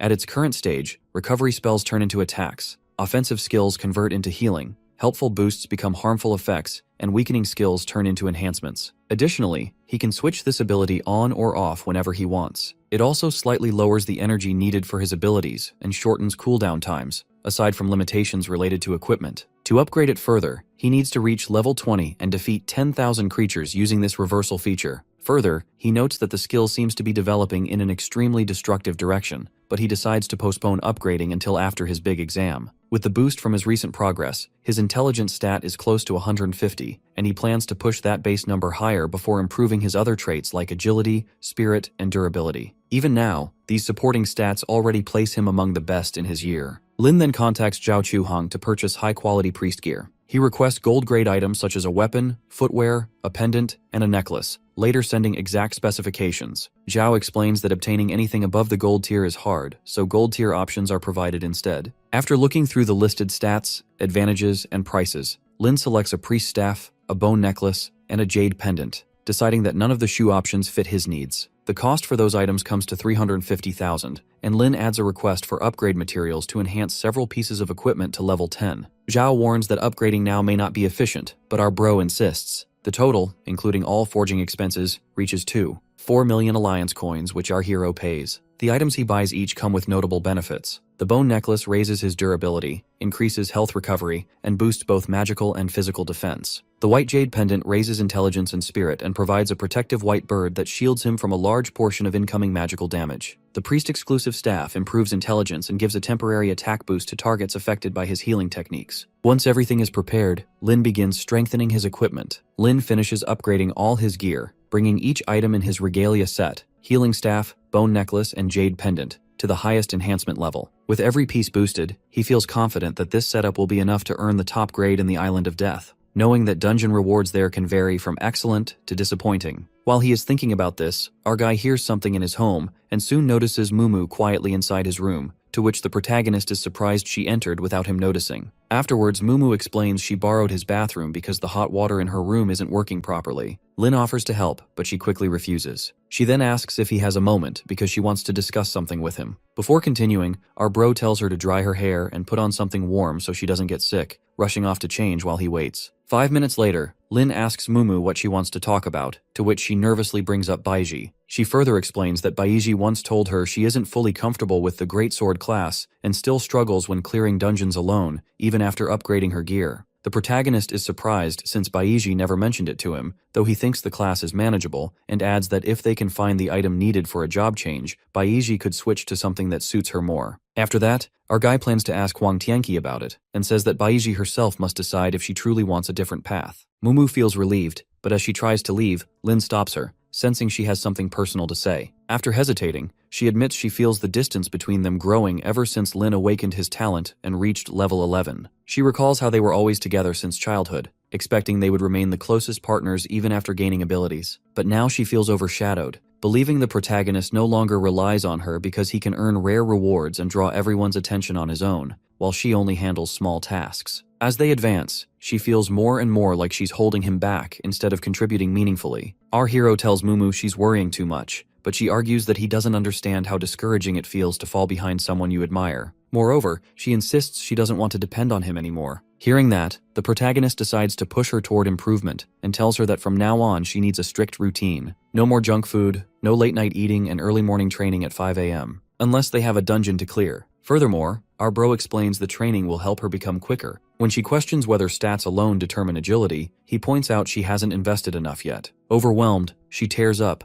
and Lin hands her a special item, the Heart of the Giant, saying it's the perfect support tool for her right now, especially since her clone ability can boost its effectiveness. Afterwards, he encourages her, telling her she has huge potential. After hearing this, Mumu vows to stop snacking and work harder. Lin sighs to himself about how practical gifts seem to motivate her. Then she suddenly declares she wants to test her mimicry ability, and confidently lists all the things she can do: massages, cooking, and cleaning, warning him to expect her full effort, leaving Lin confused. Baiji comes over. Mumu becomes excited after seeing her, and Lin thanks her for handling the errand. After that, Baiji then asks if our hero plans to head into the Land of Death right away without resting. Suddenly, Lin receives a temporary blessing that boosts any chest he earns in a dungeon for the next day. Next, the protagonist says he's fine and tells the girls they should relax instead. Moreover, our guy suggests that Baiji and Mumu take a break and watch a movie since balancing rest with work helps them recover better. Meanwhile, he uses the stone sword key to open the portal to the Land of Death and chooses the hardest mode. Mumu panics when she realizes he selected the catastrophic difficulty, but Lin steps inside anyway. The dungeon is described as a deadly zone filled with undead creatures that devour anything alive. To his surprise, the entrance is calmer than expected. However, as soon as he moves forward, the energy he carries triggers the awakening of multiple powerful undead beings, each one sensing his presence and rising in response, including gold-tier soldiers with strong constitution, moderate strength, and deadly skills like Resentful Fire and Wrath of the Undead. To handle them, Lin summons the Holy Sword Crown Illuminating Crimson Flame. It temporarily boosts his abilities, dealing massive damage, reducing incoming damage, and applying sacred flame effects. Lin considers the sword a shortcut but readies it for use. The dungeon requires surviving 2 hours under the undead assault. It defeats at least one secret realm boss and completes advanced objectives such as killing all bosses, destroying the Death Altar, and clearing all undead without relying on the Holy Sword, all before the Holy Knights arrive. After that, Lin activates reversing the radiance of all the stars and his reversal divine healing method. Calamity arrives instantly, dealing 1304 damage and wiping out the first wave of gold tier undead in a second. Thanks to his fully upgraded Demon Emperor set that provides a 90% healing bonus, without needing the ultimate skill Emerald Sea Rising. A second wave appears, prompting the protagonist to break through the blockade, head inside to defeat the boss and destroy the Death Altar, relying on the support of his two teammates. To boost his performance, he uses several items. A greater acceleration potion to increase movement speed for 5 minutes. A pill from the Windfalcon egg to temporarily raise agility by 50 points. Thunder liquid to maintain a 5-minute continuous thunder flash dash effect to further increase speed, and smoked earth chicken to temporarily increase constitution. The protagonist activates his reversal ability. He then examines the Death Altar, a structure with 10,000 durability, low defense, and no attack power, which constantly calls undead from the underworld. Also, there are 5 of these altars in the Land of Death, each guarded by a secret realm boss. Destroying one stops new undead from appearing in that area, although the ones already summoned stay. Next, he confronts the giant zombie butcher, a level 15 monster with equal stats in every attribute and several deadly abilities such as plague spread, corpse toxins, regeneration, splitting into smaller versions, hook attacks, fatal strikes, and a stomach mouth used to devour enemies. Lin uses a reversal control skill to immobilize the giant undead, needing only half a minute before launching a chain of reversal attacks that break the altar and kill the butcher. After it dies, the creature divides into 2 smaller butcher zombies, which he also destroys with the plunder effect. This triggers the awakening of 2 major undead bosses, Skeleton Hing and Undead Lich. Afterwards, our hero notes that despite the dungeon being catastrophe level, the level limit makes it manageable for him. He summons his gold tier Dark Curse Rider to assist him for an hour, preparing to face these awakened bosses. Skeleton Hing, who strengthens all nearby undead with powerful auras and group-based tactics. The Undead Lich, a high-level necromancer capable of advanced dark magic like death waves, frost spells, gravitational attacks, and blood-freezing techniques. After that, Lin issues orders to finish them. The shield-bearing warrior addresses Lin as his master, to which our guy responds with irritation before ordering him to act. After that, the warrior follows his command and uses Moonlight Thrust, striking the Undead Lich. She reacts in pain as her curse shield activates. This shield can return all magic damage taken within 3 seconds back to whoever cast it. She cries out again and calls for the Lich King to support her, but our guy steps in, telling her that he is her real opponent. He unleashes the reverse tide of the Azure Sea, pushing the Lich King into a weakened, withered condition. The shield warrior then performs Rising Dragon Slash with 3 rapid hits, followed by the Lich's explosive curse attack. The Undead Lich tries to counter with Black Hole, preparing to destroy herself in the process. Our hero quickly warns his shield warrior that she is about to sacrifice her remaining life to drag him down, activating Blood Freeze. It is a suicidal spell that consumes her soul, releases a massive burst of ice magic, deals heavy freezing damage, and locks enemies in place. Shocked by the outcome, she realizes too late that she has failed, and the protagonist confirms that the target has been defeated and praises the shield warrior for his performance. In the end, the protagonist swings his sword with the force of disaster strikes, while the Lich King scoffs at humanity and warns that a greater darkness still awaits. With both the Lich King and the Undead Lich defeated, the important task of eliminating a secret realm boss is completed. This triggers the portal to open, allowing departure and granting rewards based on how many objectives were fulfilled. Nearby, the Darkwing Dragon, once the Dark Curse Knight's companion, remains mostly unused despite their past bond. Since this altar has also fallen, the undead no longer pose any danger. Our guy decides they should tidy up later and advance to the next zone first, because only the final 2 bosses remain. Lin notes that encountering them here saves him a long journey and extra fighting. After that, our bro notices the enemies catching sight of them and warns his companion to stay alert. The Death Dragon appears first, a revived ice-controlling beast strengthened by death energy. It stands at level 15 with diamond-grade qualities and skills that revolve around freezing power, heavy blows, and slowing effects. Beside it is the Daughter of Death, once an elven ranger who fought for justice before being revived into a dark archer whose enchanted arrows can turn the fallen into undead followers. Lin jokes that this one-time dungeon is more terrifying than his teacher, especially since it leaves no chance for an SSS rating. He then unleashes 2 powerful reversal techniques, flooding the area with overwhelming forces. The Daughter of Death furiously calls him an insignificant human for striking first, to which our guy responds by promising to show her a real surprise. She fires a deadly pin toward him, while the Death Dragon's freezing breath slams into Lin twice, but his healing offsets the damage. His abilities wipe one freezing effect, sharply boost his speed, and greatly raise his strength. The Daughter of Death is shocked that her shot failed despite aiming directly at his heart, and realizes she must have immunity to control attacks. Feeling something is off, she quickly orders the Death Dragon to advance first. Health rises in quick bursts, first by 512, then by 539, breaking one frozen effect in the process. Another surge lifts it by 699, clearing the frozen state from Lin as well. During this moment, the Daughter of Death releases a rapid shower of arrows toward the shield bearer, yet every shot fails to land. Her frustration grows as she realizes how fast the opponent is moving. Moreover, she refuses to let him approach and calls every undead under her command, forcing them to form a wall to block the enemy. She boosts herself with silence magic and a draining spell, gaining more health. Since her opponents rely on close fighting, she decides to use talismans that temporarily control living beings. The stronger the target, the shorter the control time, ranging from 1 second to a full minute, and this control only ends if she is defeated. Under this effect, she can force the controlled target to harm themselves repeatedly for heavy damage until the talisman ends. Even a single second of control is enough for her, and she aims at the protagonist with confidence. During this, the Dark Talisman rider becomes heavily slowed. Movement drops sharply, attack speed falls, and even attack strength decreases. Lin quickly calls for a defensive stance. The rider forms a heavy black shield that greatly reduces damage but slows them even more. The Daughter of Death tries to get around the shield, believing that once she reaches an opening, she can finish the fight. She thinks her opponent is nearly out of health and prepares to strike, planning to move on to the others afterward. But our guy triggers a reversed spell that cancels harmful effects and binds the enemy. A large health recovery follows, and negative conditions are removed, turning the situation in Lin's favor. The Daughter of Death is shocked that Lin is still standing.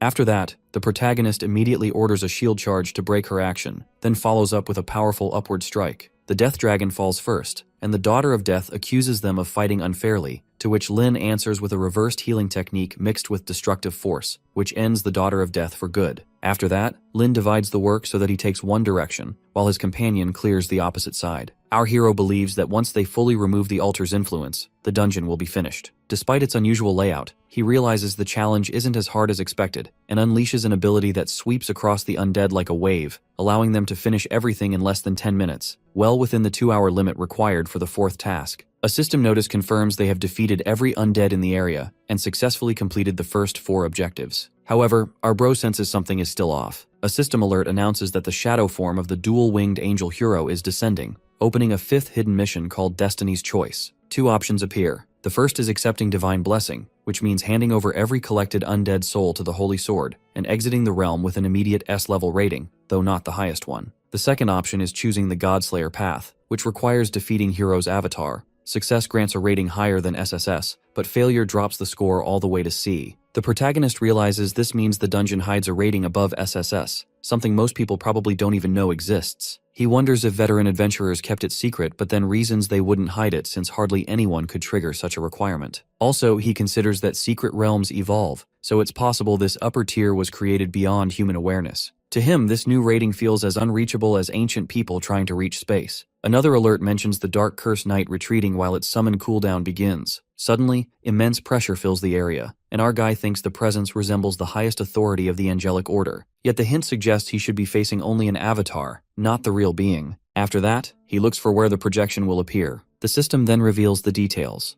A level 37 shadow manifestation of the dual-winged angel hero, far beyond the recommended level for challengers. Many of its attributes are hidden, but it is clearly designed to overpower death-aligned opponents. When the avatar arrives, it addresses Lin directly and commends him for cleansing the land. It expresses gratitude on behalf of the Holy Kingdom, declaring that the undead deserve to be sealed away once more. Afterwards, the angel instructs Lin to hand over the Holy Sword and leave the area. Our hero pauses, questioning why he receives no reward after clearing every undead in the realm. After hearing this, Angel Hero reacts sharply, treating Lin's question as insolence and reminding him that mortals should be thankful and depart without interfering. Our hero notices how the angel speaks from a position far above humanity, treating people like disposable tools rather than allies. What's more, Angel Hero mentions cleanup work, for which Lin suspects there is something else happening behind the scenes, something the angel wants credit for even though Lin was the one who handled the danger. Later, our bro challenges this attitude and refuses to let the angel take the recognition for his efforts, to which Hero belittles humans, calling them insignificant beings meant to serve the Holy Kingdom, and accuses Lin of defying sacred will. Our hero decides he won't listen any longer and launches an attack, activating Plunder without hesitation, to which Hero then calls down divine power as the clash begins. Angel Hero unleashes powerful attacks, showing every weakness Lin has, yet claiming divine punishment will catch him. The angel strikes with the Scarlet Flame Crown and calls down thunder,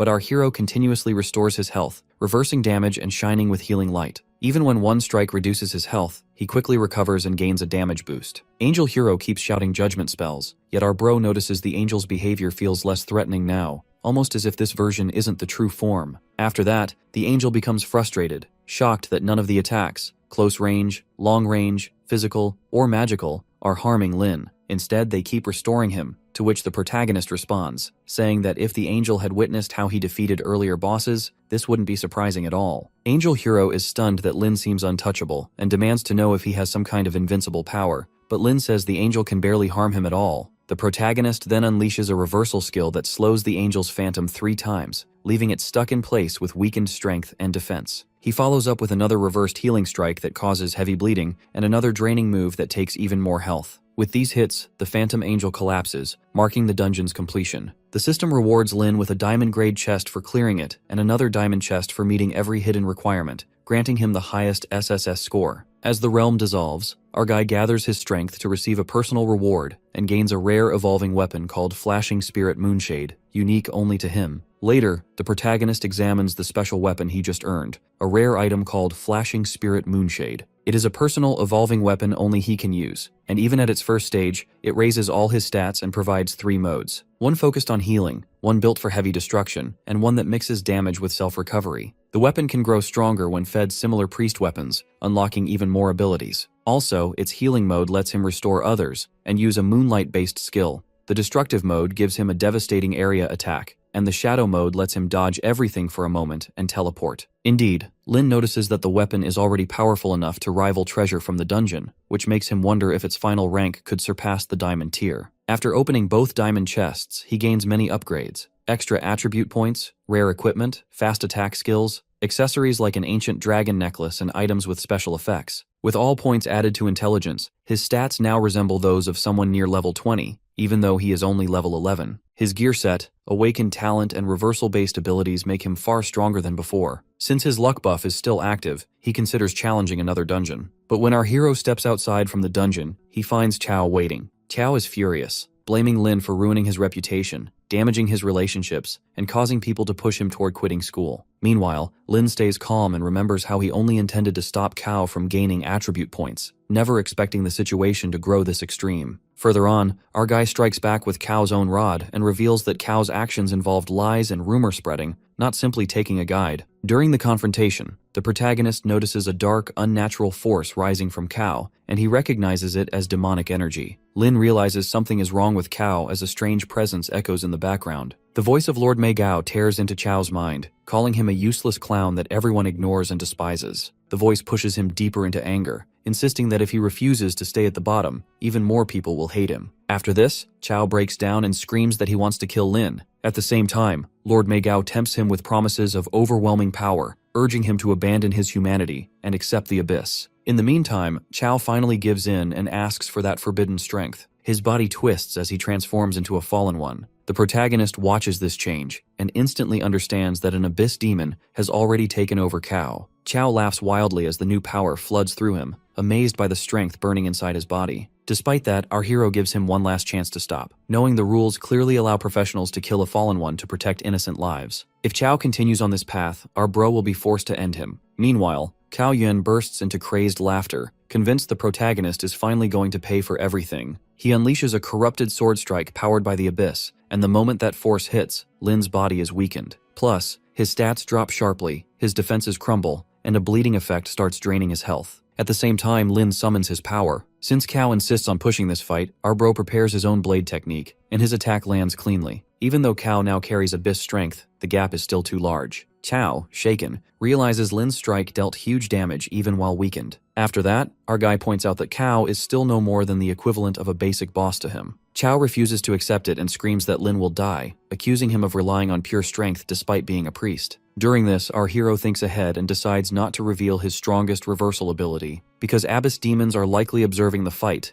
and if they discover he holds an invincibility-type power, they could escape and alert others, putting him at a disadvantage. Moreover, Lin knows that Qiao never had strong judgment or proper understanding of combat. Plus, Qiao doesn't even realize there was extra magic damage hidden within the physical strike. Lin now plans to use this fight as bait to draw out any abyss demons watching from the shadows. Further ahead, our guy focuses on keeping Qiao alive just long enough to lure out the hidden demons. At the same time, he grows annoyed by how weak Qiao still is, even after absorbing abyss power. A swordsman boosted this much still loses to a priest, which shows how little potential Qiao ever had. To the protagonist, he's nothing more than a disposable pawn. Meanwhile, the demon influencing Qiao begins plotting. It wants Lin dead, believing that if Lin falls, Huang Xiaofeng's trust in Lin's strength will shatter, and with that trust gone, Huang could be manipulated and dragged into Megao's forces. The demon considers two options: corrupting Huang through Lin, or convincing Lin directly. In the end, it prefers using Lin's death as the spark. During the clash, Lin loses more health, though he restores himself instantly with a cleansing ability that cancels the bleed. Qiao freezes for a moment, shocked by the sudden recovery. At that point, our bro states that the one standing before him isn't Qiao anymore. Instead, it's the abyss demon wearing his body. In the meantime, the demon realizes the Alliance is already heading toward this location and becomes impatient. It decides to end the fight quickly, urging Lin to die or to surrender himself to the abyss. Our hero instantly recognizes that the demon has swallowed the bait. He plays along, pretending to consider the offer and questions what the abyss can even provide that would make joining worthwhile, pushing the demon to reveal its intentions. The demon, however, acts like its offer alone should be convincing,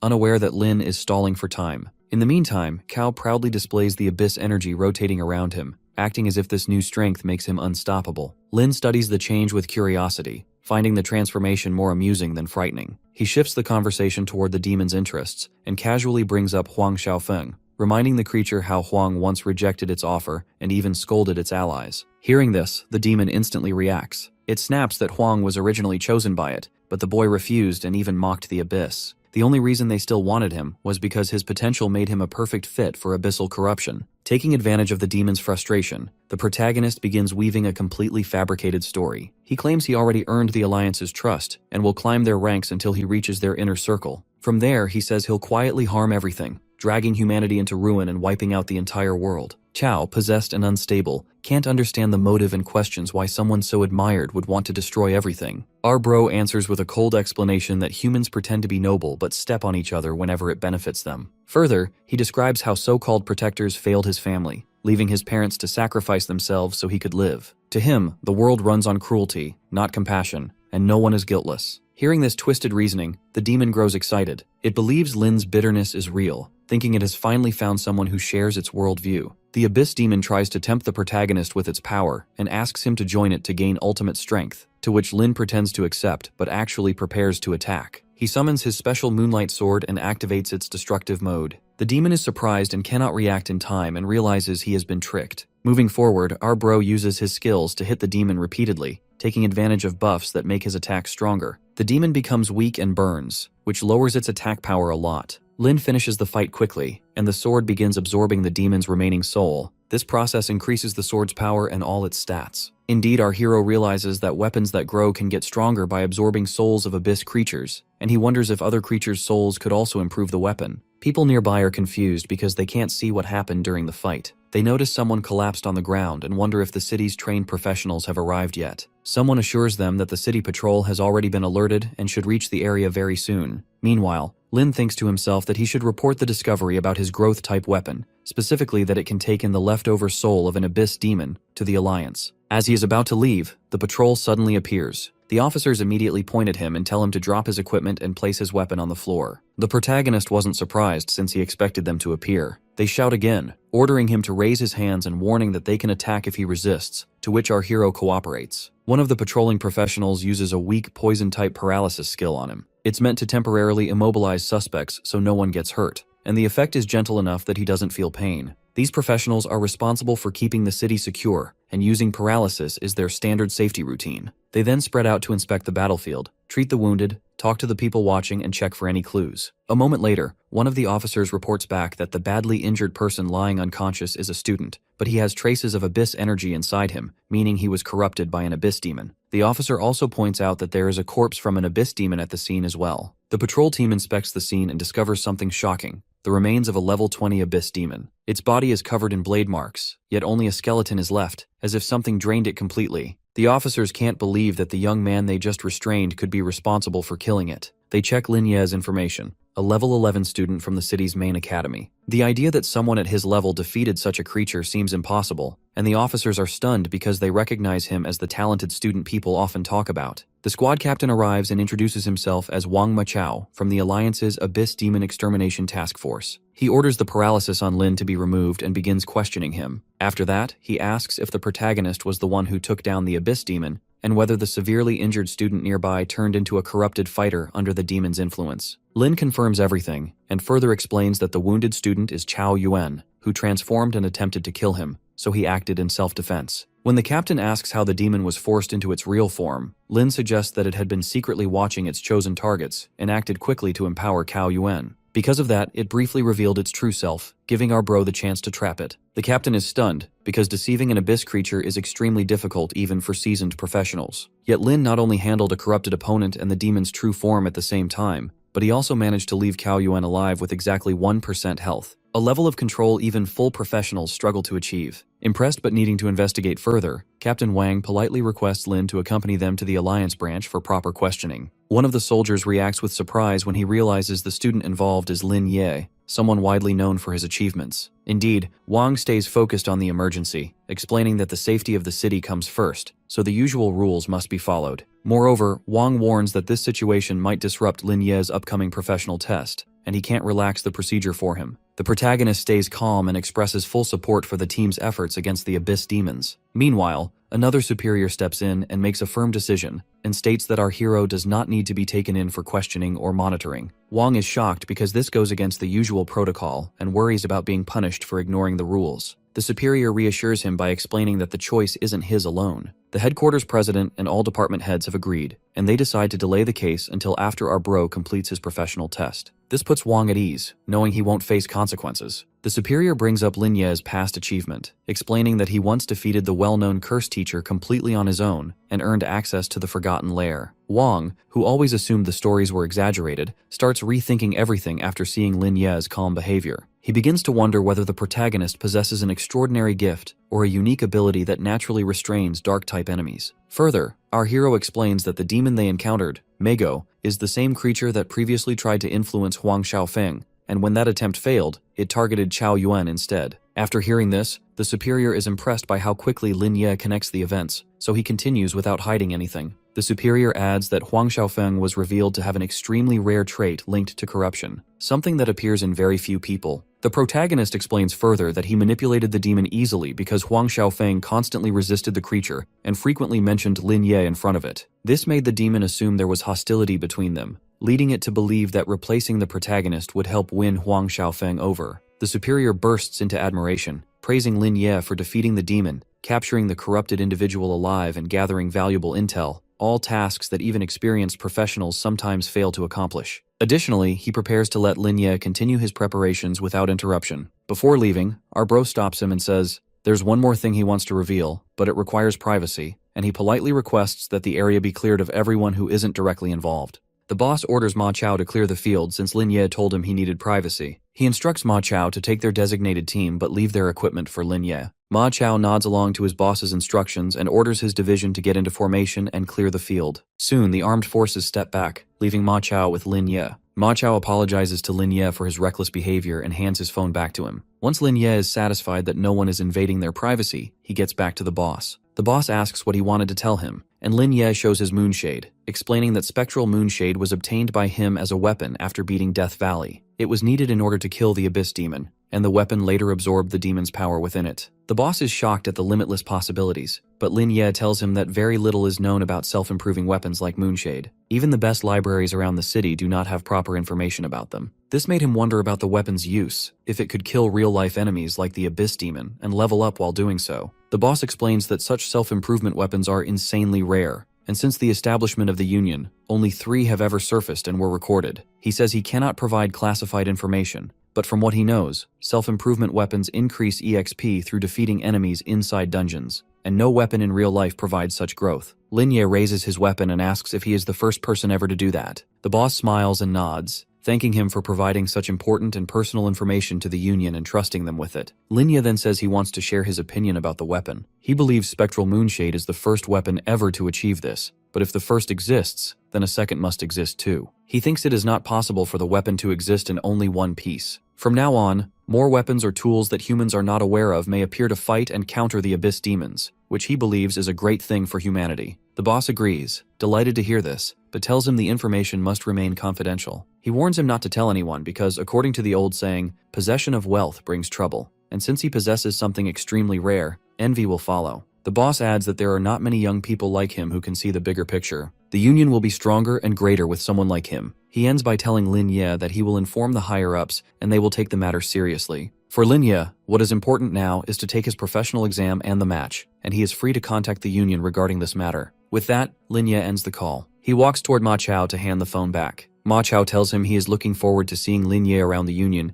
and hopes he becomes one of them, and tells him to call him Old Wang from now on. Lin Ye nods, saying he will take his leave now, and leaves after calling Ma Chao Old Wang. On the other side, the boss asks Tian Qi about his talk with Lin Ye. Tian Qi tells him that Lin Ye is insanely talented, calm, and able to see the bigger picture. Guanyin is the only other kid near Lin Ye's age who is like him and just as talented. He adds that he once thought Guanyin would be the leader of this generation, but now that Lin Ye is here, it is hard to say. The boss laughs, saying that young people have their own way of handling things. But the way Lin Ye is always collecting weapons targeting demons around dungeons shows he is someone with infinite potential. Lin Ye enters his building and yells that he is home after opening the door. Mumu hides behind the sofa, about to yell and scare him, but Lin Ye spots her before she can shout, calling her out for her prank. Mumu huffs in anger, telling him to pretend to get scared for once. Lin Ye calls her out again for hiding and sneaking snacks at home. She promises him she will work hard. Mumu gets up from behind the sofa, opens her stats, and tells Lin Ye to look at her level. She smirks and says she is also level 10 now, leaving him shocked by her fast upgrade. Mumu asks if she did good and if he is satisfied with her development, then asks if it's possible to go to the dungeon together tomorrow. Lin Ye pets her head and asks with concern if she is working too hard and pulling all-nighters because he has seen her stats. Mumu shakes her head, saying that she is not. Mumu tells him that it was little Mumu instead of her who went to the dungeons and grinded all night for her. Lin Ye asks who little Mumu is now, to which Mumu asks if he still hasn't realized that it was her imitation Tear, because as long as the Tear fights alone for her, she will obtain the skills and all the rewards along with them. Lin Ye asks if she means there is no restriction for time and distance for the Tear. As long as her Tear fights the domains, it is okay and she will get the rewards. He asks if her Tear can fight dungeons without commands. Mumu opens her stats and answers that it is possible since her imitation Tear is in the dungeon Lockless Nightmare right now as they speak. Lin Ye peeks at her stats and tells her that he sees the boss is in the critical stage according to the system reminders and asks if the fight is about to be over already. He asks if she can monitor little Mumu's moves from the monitor all the time while she fights domains. Mumu annoys him, asking if he is jealous, to which Lin Ye nods, saying that he also wants a helper like little Mumu. He leans in and asks another question about whether the Tear ever gets tired, because it does not seem like little Mumu is getting tired if she is going to the dungeons indefinitely. Mumu looks at him and says she is unable to understand why Master Lin Ye is asking stupid questions. Lin Ye huffs and says he is shocked at how talented her talent is, because he seems to need to redo her level up plans from level 10 to level 20. Mumu nods but asks what he means by her level up plans. Lin Ye tells her how he has to consider her talent and add all the new equipment and skills to create an optimal way to help her level up. She agrees to give him the information, but when he asks for her height, weight, and measurements, Mumu gets shy and asks why he wants to know all that. Lin Ye realizes his question and tells her that this information is for better attribute record rates and tells her to stop thinking weird things. He adds how her attributes later affect how well her imitation Tear can perform during dungeon fights and how this is a way of optimizing her maximum advantages. Lin Ye goes into full master mode and tells her how killing a monster from a lower level dungeon doesn't matter, but high level ones matter a lot because the details and slightly off measurements in the attributes can change her overall outcome in a second, which is also expensive to fix if something like that happens. Mumu tells him that she understands, but that means he can easily ask her measurements. He understands her viewpoint and shifts the topic to Baiji, asking if she also wants a profession change and asks Mumu to ask Baiji if she is comfortable sharing her data, and it is okay if she does not want to since it is all about privacy. His carefully chosen words do not sit well with Mumu as she asks if he really wants other people's data now and slams the door on his face. Lin Ye slaps his head, trying to tell her that he only wanted to help their teammate. Mumu sits on her bed huffing in anger, asking if it is important to give her actual measurements, because it seems important to get even stronger. She remembers all the events she has spent with Lin Ye, and then takes out her fake implants from her chest and measures herself, getting frustrated that her body still hasn't grown even after drinking all that milk. She asks if Lin Ye will make fun of her. Mumu holds her head in her hands, asking herself how she always claimed that she was not lying, but now her image will be shattered. Suddenly she remembers little Mumu, thinking that she can take little Mumu's measurements instead of hers. She calls out her imitation tear after checking that she has finished clearing the dungeon. Little Mumu appears, confused, as Mumu takes a measuring tape and wraps it around her, causing a ruckus in her room that can be heard from outside. Lin Ye hears the chaotic noise from the room and wonders what could be happening inside when there is only Mumu. 10 minutes later, Mumu comes out of her room hiding her face. She hands over the datasheet to Lin Ye. Mumu says that she is done with the test and tells him to take a look at it himself, instructing him not to share it with anyone. Lin Ye takes the paper and looks at her data. Mumu asks if there is a problem with anything since Lin Ye is making a confused face. Lin Ye tells her that the data doesn't seem okay. Mumu tries to hide her face and answers that it is the same she had from her last physical exam. Lin Ye tries to warn her about the possibilities, telling her that if the data is not accurate, their strategy can fail and won't be useful. Mumu snatches the paper from him, then changes the answer to her actual measurements and hands the sheet back to Lin Ye in anger. Lin Ye proudly takes the sheet and smiles, saying that this data is more accurate, then asks if she asked Baiji to give hers. Mumu tells him that Baiji refused, then imitates Baiji's actions to show what she said exactly. She doesn't want the big boss to worry and fuss over something so incredibly troublesome. Mumu adds even more flair in her imitation, and continues that Baiji said the big boss already gave her so much good equipment and resources. She has earned enough attribute points, and how can she possibly ask for more? Mumu takes her phone, showing Baiji's text to Lin Ye. She specifically explained that it's not an excuse out of privacy issues, and that she doesn't think the attribute point formula is useless. And to show she trusts him fully, she sent her last physical report. Lin Ye sighs, saying that if he didn't know her any better, he would have thought something else. But since he knows who Baiji really is, it seems she truly doesn't want him to worry about getting her new equipment. He sends the last year's physical report to himself from Mumu's phone and adds that he cannot let their teammate go without helping her when she has such amazing talent at her hand. Staying on topic, Mumu tries asking Lin Ye something. He finishes filling up the form and turns towards her. Mumu tells him that little Mumu learned another skill and she just got a notification from the system. The skill is called Soul Summoning Bell, which can be used to summon spirits and make them fight, but it didn't specify what kind of things she can summon with it. Listening to this, Lin Ye gets shocked as he asks in confusion if little Mumu is also able to summon things now and wonders if they are playing an infinite nesting doll game. Mumu shakes her head, telling him that it's not the same thing. The thing they do is different because her ability to summon spirits can only be used in Secret Realm dungeons. But Mumu has limits since she cannot use her abilities in reality, and unlike spirits dying in realms, dying in reality is not the case for her since little Mumu can be revived. She adds that she is only aware of little Mumu because she hasn't tested the others yet. Lin Ye plans to go into the dungeon and test out its specific effects. Both of them enter the dungeon Secret Realm,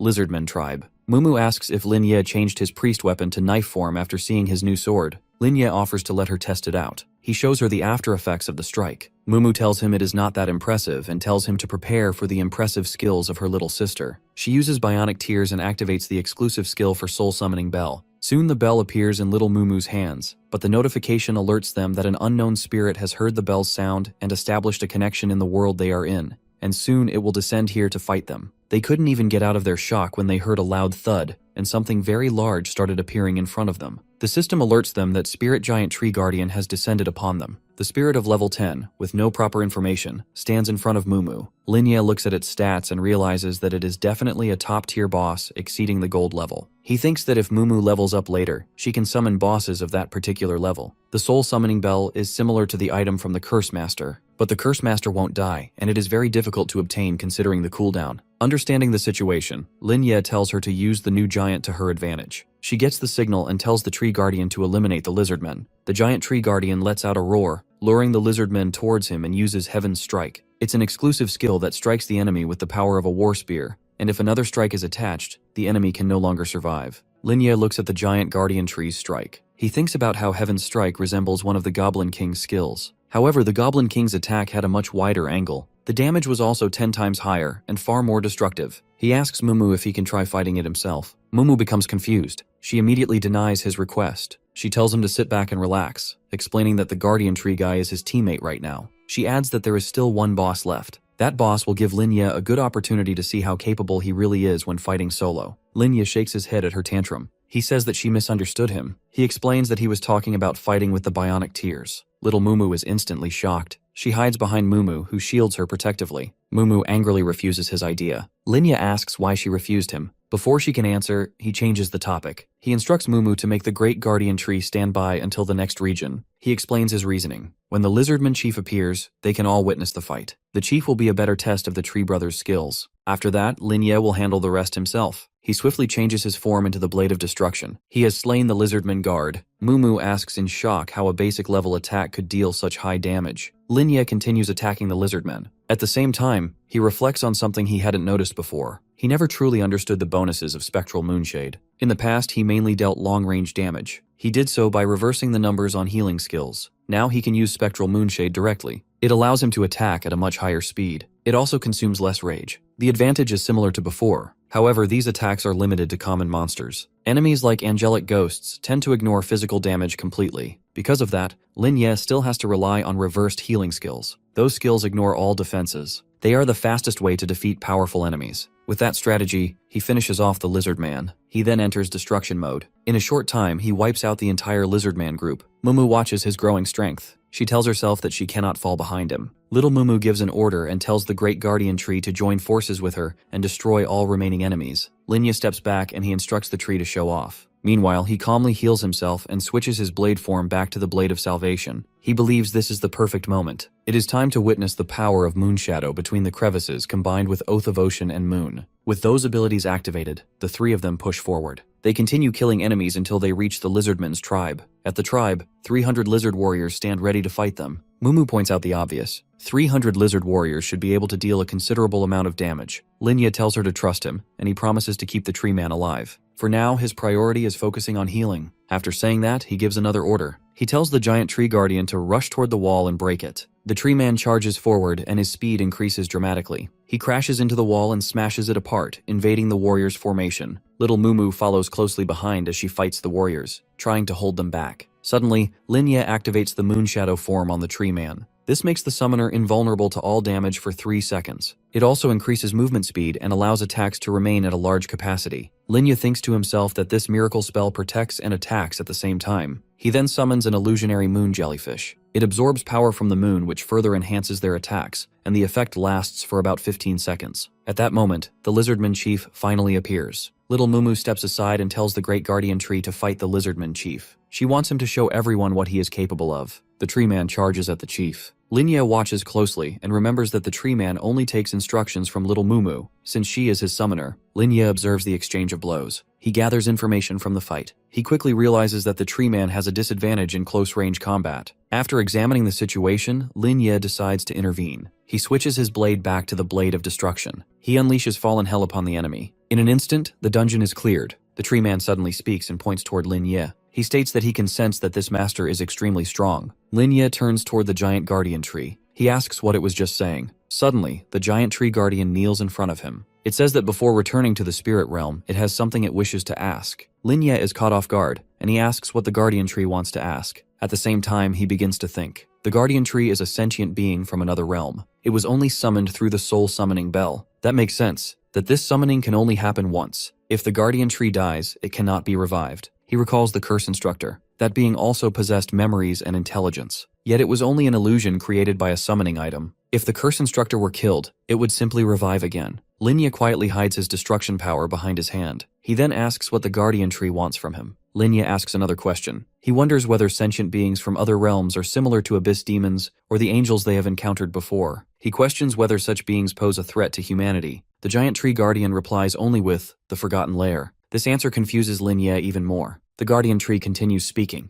It says that it wishes Linya would bring its master to the Forgotten Lair. It explains that Linya carries a special mark. That mark grants him the authority to enter their lair. It adds something else. Its master also possesses the same mark. Because of this, Linya can take her along as well. Linya asks who the master is, and asks who the guardian tree itself truly is. The giant tree guardian points toward Little Mumu. It replies that it is merely an ordinary, nameless soldier. Linya falls silent. Then after a moment, he instructs the tree guardian to stand up. Just then, a system notification appears. It asks whether he wants to open the reward chest now. Linya tells the tree guardian that he still needs to confirm something. Only after that will he consider agreeing to its request. He then orders Mumu to leave. Mumu notices the sudden shift in Linya's mood. She wonders what could have gone wrong so abruptly. Meanwhile, Linya continues thinking. Normally, a professional's talent is under the absolute control of the awakened individual. A talent cannot exist without its professional. Awakening a talent is the very foundation of becoming stronger. Essentially, the professional and the talent exist in a symbiotic relationship. Once the professional dies, the talent disappears. This remains true no matter how powerful that talent may be. Even summoned creatures with intelligence would instinctively protect their own master. However, something feels wrong to Linya. The fact that bionic tears can summon a creature from another realm troubles him. What troubles him more is that this creature acknowledges Mumu as its master. She even possesses a pass that allows entry into the Forgotten Lair. When Linya thinks of Angel Kuro's projection, a chill runs through him. He realizes that Mumu could be in danger. Worse still, humanity itself could be at risk. He tells himself that he must resolve this matter as soon as possible. Linya walks toward Mumu and tells her that something urgent has come up. He asks her to stay behind or continue clearing dungeons without him. Mumu notices his gaze linger on little Mumu, and she asks whether something is wrong.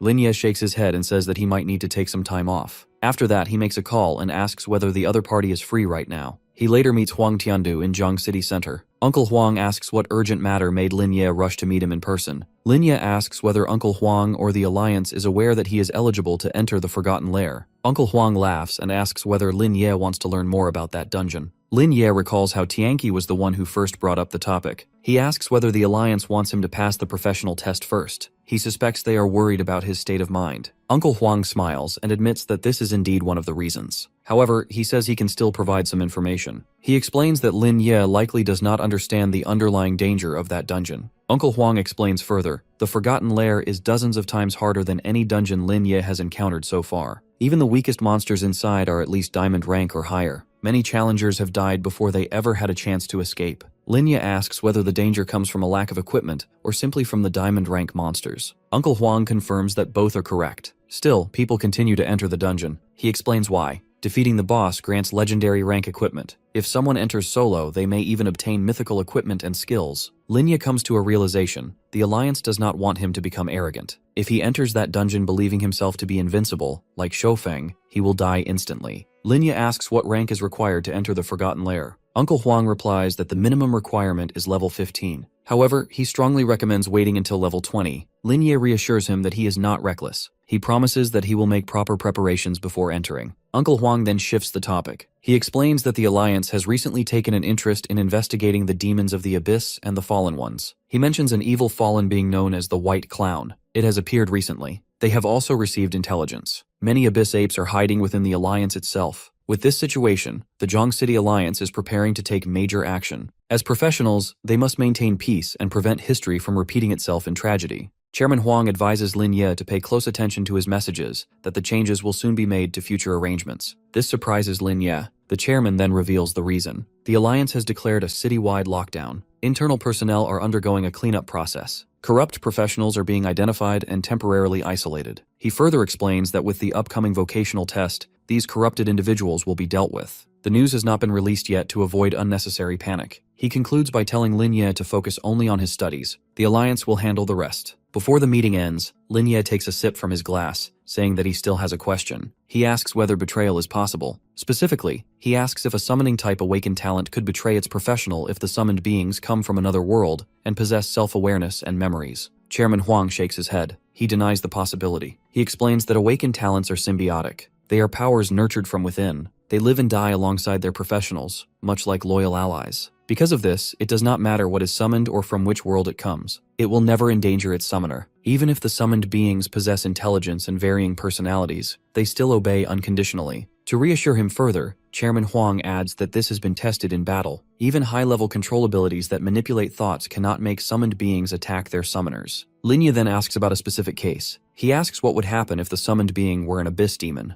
The chairman reassures him again, saying it still would not happen. Such talents exist within the Alliance. In these cases, abyss demons attempt to tempt humans into joining the abyss. Instead, those professionals integrate into abyss forces. They become informants. Their role is to relay the movements of abyss powers. After all questions are answered, Chairman Huang lowers his glasses. He asks whether Lin Ye is the one who awakened such a talent. Lin Ye answers honestly, saying it is not him. It belongs to a friend and teammate. As he reflects on the conversation, Lin Ye realizes something important. The Alliance will eventually learn that the biomechanical tear is being brought into the Forgotten Nest, just as the giant tree guardian requested. To clear the confusion, Lin Ye explains further. He tells the chairman that his friend's summoned being sensed his passage permit. It requested to enter the Forgotten Nest together. This revelation shocks Chairman Huang, making him stand up immediately. He is surprised that the summoned being claims to have a passage permit as well. Lin Ye admits that he doubts the claim. Chairman Huang walks toward the window. He reassures Lin Ye once more. He says that the being will not betray Lin Ye or his friend. However, he advises reporting the matter to the Alliance in advance. Chairman Huang refers to the summoner as a promising big shot. He tells Lin Ye not to worry. As long as the Alliance confirms that the being was not summoned through an illegal ritual or dark power, it will not be restricted in human cities. He guarantees something else as well. Lin Ye's summoner friend will not be investigated.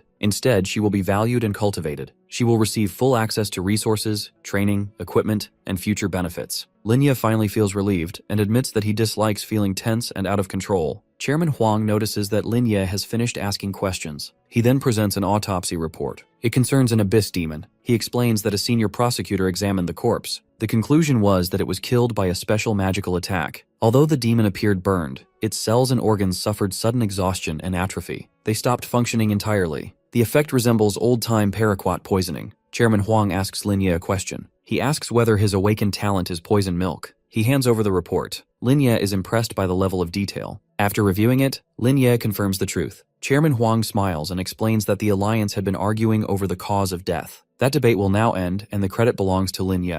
Lin Ye looks confused, to which Chairman Huang is surprised by his reaction. He asks whether Lin Ye is unaware of the bounty placed on abyss demons. Before Lin Ye can answer, the chairman explains. The Professional Alliance awards merit for every abyss demon slain. He tells Lin Ye to wait for the award ceremony. The rewards include platinum-level optional equipment, skill books, rare materials, and special items. Lin Ye can specify what he wants. Feeling excited, Lin Ye asks whether the items can be sent to him. When Chairman Huang agrees, Lin Ye asks for permission to leave. He wants to take his teammates into another dungeon. As Lin Ye stands up, Chairman Huang wishes him luck. He encourages him to take first place in the vocational test and bring honor to Zhang City. Seeing his enthusiasm, Lin Ye jokes. He asks whether the chairman is placing bets on him. Chairman Huang hesitates and both of them burst into laughter. Later that afternoon, Lin Ye spots Baizhi walking along the town streets. He approaches her and asks what the matter is. Baizhi turns around to face him. She says that she has made a decision. She has decided to give him her data. As she finishes speaking, she hands him a file. It contains all of her personal combat data.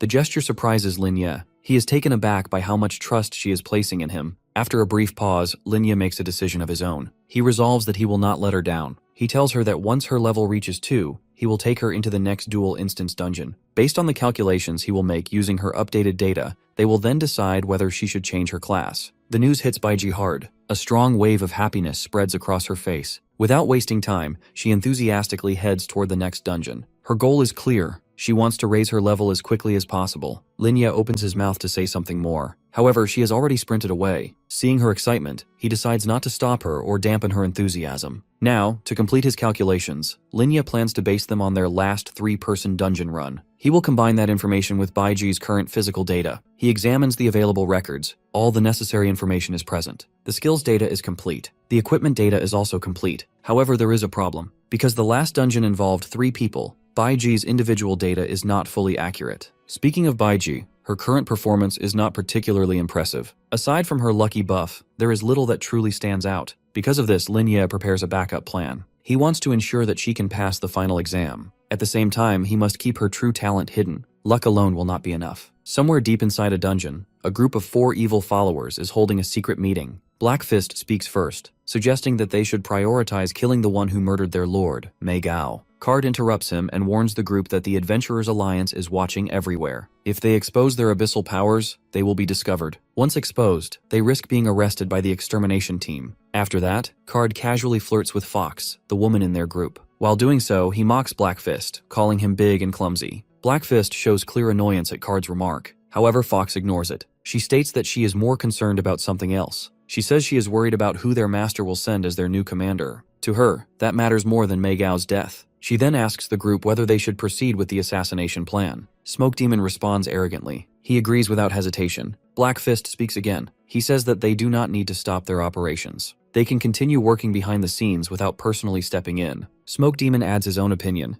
He says it does not matter whether the target is Lin Ye, the extraordinary student, or Shangguan Yan, their original target. He explains his confidence. The power of the item Catastrophe Bringer will take care of both. This special item increases a dungeon's difficulty to a catastrophic level. As Black Fist admires the Catastrophe Bringer, confusion fills his mind. He cannot understand why their master would use such a valuable item. In his opinion, their team alone is more than capable of defeating their enemies. Card looks down on him as usual. Without warning, he flicks 2 cards toward Black Fist. They stop just short of his skull. Card insults him, mocking his thinking. He says that believing the Alliance would allow them to kill their most protected target is nothing more than an easy path to hell. Fox notices Card's arrogance and tells him to calm down. She explains that Black Fist is simply straightforward, and his intelligence is not particularly high. Black Fist remains seated and stays calm despite being mocked once again. Card, however, grows even more irritated. He complains loudly about having stupid colleagues. He calls Black Fist a bald donkey and says that he will eventually bring disaster upon the team. Before Fox can warn Card about his sharp tongue, Black Fist suddenly stands up. To everyone's surprise, he bows his head toward Card and apologizes. Smoke Demon immediately tries to stop him. He reminds Black Fist that his strength far exceeds Card's. At that moment, the Catastrophe Bringer begins to glow brighter. The light rises higher into the air. A command echoes ordering them to welcome their master. The 4 of them kneel down. Within the light, the reflection of their master appears. Addressing Mei Gao's death, the master announces his decision. Another Abyss Demon will be assigned to lead them. An Evil Fallen will assist as well. He then reveals the name of the Evil Fallen, White Clown. Smoke Demon reacts instantly, saying that they already know him. White Clown has killed nearly 1,000 people, and among them are more than a dozen high-level adventurers. He has set an infamous record. The way Smoke Demon speaks makes their master realize something. They do not want White Clown involved. When asked for the reason, Smoke Demon explains further. With White Clown's power, he would be a threat to their own lives. For that reason, Smoke Demon refuses to act if White Clown enters Jiang City. After Smoke Demon's declaration, the dungeon grows silent. The atmosphere becomes heavy and uneasy. Then, the master suddenly laughs and praises their way of thinking. He assures them that their rejection holds value. White Clown does not have the authority to restrain them or act alongside them. He explains further. White Clown has been sent to Jiang City for a different task. He will take over their original mission of killing Shangguan Yan. At the same time, White Clown will cover for them. He will help them complete a new mission. Their new target is Huang Xiaofeng. After those 2 tasks are finished, the master guarantees something else. Once this once-in-a-lifetime fallen genius completes his duties, they will be free to deal with Lin Ye. The master then gives them instructions. He tells them to keep their identities hidden. They must follow the same plan as before. They will throw the Catastrophe Bringer into the final test's secret realm. This will enrage the dungeon boss. By doing so, they can kill Lin Ye without suspicion. They will make the professionals regret everything. Smoke Demon finally voices his concern. He asks whether wasting such a valuable item on Lin Ye is truly worth it. After all, the item can permanently drop diamond-grade equipment. Black Fist adds his opinion and suggests continuing to gather diamond-grade equipment. Once their lord is strong enough, he can kill anyone he wants. Smoke Demon presses further. He points out that Lin Ye's threat level should not exceed Shangguan Yan's. If they must use the item, would it not be better to use it on Shangguan Yan instead? The master finally responds and reveals new information. The Professional Alliance is secretly hiding the fact that Lin Ye has obtained a qualification certificate for the Forgotten Nest. Because of this, Lin Ye's life is now more valuable than that of the Ling Yun sect's leader. As a result, Shangguan Yan's secret protectors have shifted their focus. They are now guarding Lin Ye instead. This makes it extremely difficult. Even with White Clown's involvement, harming Lin Ye would be nearly impossible. Once the group understands the situation, the master makes a promise. He will take them to the Abyss for baptism. They will become true Abyss warriors. However, he adds a condition that if they fail, they will never receive deeper Abyss powers. The next day, during the award ceremony, the principal praises Lin Ye's achievements in front of everyone. He announces that Lin Ye is worthy of receiving a certification of recognition. Whispers spread throughout the crowd. People speak in awe about how terrifying Lin Ye is. He defeated Xiaoqin and made Director Huang apologize. Now he has even killed an Abyss demon alone. The whispers continue, and people mention that he is already the top-ranked student. They predict he will also dominate the final test and become a leader once he joins the Alliance. Mumu feels proud as she listens. However, the tone shifts. People begin worrying that Lin Ye will become a target for Abyss demons. Mumu grows worried as well. Still, others reassure her. They claim that Abyss demons are cowards who would never dare confront professionals head-on. While Mumu sulks over Lin Ye not telling her about the danger, the principal steps forward to present the certificate. Once again, he praises Lin Ye's outstanding actions. He calls him the future hope of the Alliance. Lin Ye feels flattered by the attention. He responds humbly. He states that every professional is a hope for eliminating the Abyss forces. After that, he is presented with several platinum-grade equipment pieces and skill books. He hesitates and says that he cannot take all of them, as he would not use many anyway. As he examines the options, he realizes something. Although the stats are tempting, they do not provide much improvement. In the end, he chooses 3 items: Invigorating Belt, Swift Boots, and Holy Light. He recalls that Holy Light is a skill of the White Spirit Rider. If reversed, it could drastically reduce enemy attributes or even cause berserk effects. As he acquires the items, he calculates further. With Swift combined with the Ancient Dragon Necklace, he gains a 50% reduction to movement slow effects. This completely counters agile bosses. It also fills a gap in his attributes. The crowd admires his growing strength. The principal concludes the ceremony. He tells the students to return to studying, enter dungeons, and prepare for the exam. Before Lin Ye leaves, the principal stops him. He reveals something important. The Alliance has secretly assigned people to protect him. Today's public praise was deliberate. By placing Lin Ye in the spotlight, it becomes harder for Abyss forces to act against him. Lin Ye confirms that he understands. The principal then asks about his plans. The final profession test is only 3 days away. Lin Ye answers honestly. He plans to upgrade his equipment to level 10 and pass the test alongside his teammates. At that moment, the principal's bracelet beeps 3 times. Urgent information has arrived. He asks Lin Ye for the names of his teammates. He tells him to come along. There is something he needs to discuss. Inside the principal's office, Lin Ye provides information about his teammates. He says that Sumumu is doing well. However, Baichi worries him. She lacks strong talent. On top of that, she is considering a class change. The principal jokes lightly. He says that she must have some ability if Lin Ye chose her. He then becomes serious. The exam will not give anyone special treatment. However, if she passes, her future will not be an issue. She will not be excluded from the school. The principal advises Lin Ye to relax. He should focus on leading his team and preparing. With that, he hands Lin Ye a letter. He calls it his real reward. It contains the Alliance's plan. Inside the Lizardman dungeon, Baiju continues fighting. She cuts down Lizardmen with her blade. Lin Ye praises her attack range. He tells her to trust her judgment and improve her reaction speed. She follows his advice. She fights more decisively. She dodges the boss's attacks more cleanly. When the lizard man raises its weapon overhead, Lin Ye gives another command. He tells her to maintain her angle as it is perfect. He tells her not to hesitate and she obeys. She defeats the boss and Baiju reaches level 2. She gains a new ability, Lucky Hands. It increases gold drop rates. It also completely avoids bad class outcomes. This ability is a personal, exclusive passive and no one else can use it. Lin Ye praises her progress, telling her to stop hesitating and she should trust his commands. Even so, Lin Ye feels uneasy. He once believed she was suited for great swordsmanship because of her natural strength. Now he doubts that. He asks whether she truly wants to change classes. She becomes confused and asks if she did something wrong. Lin Ye reassures her while he explains that he knows how hard she has worked. He knows about her accumulated strength points. However, a class change concerns her future. Simply put, her constitution is not suited for a great swordsman.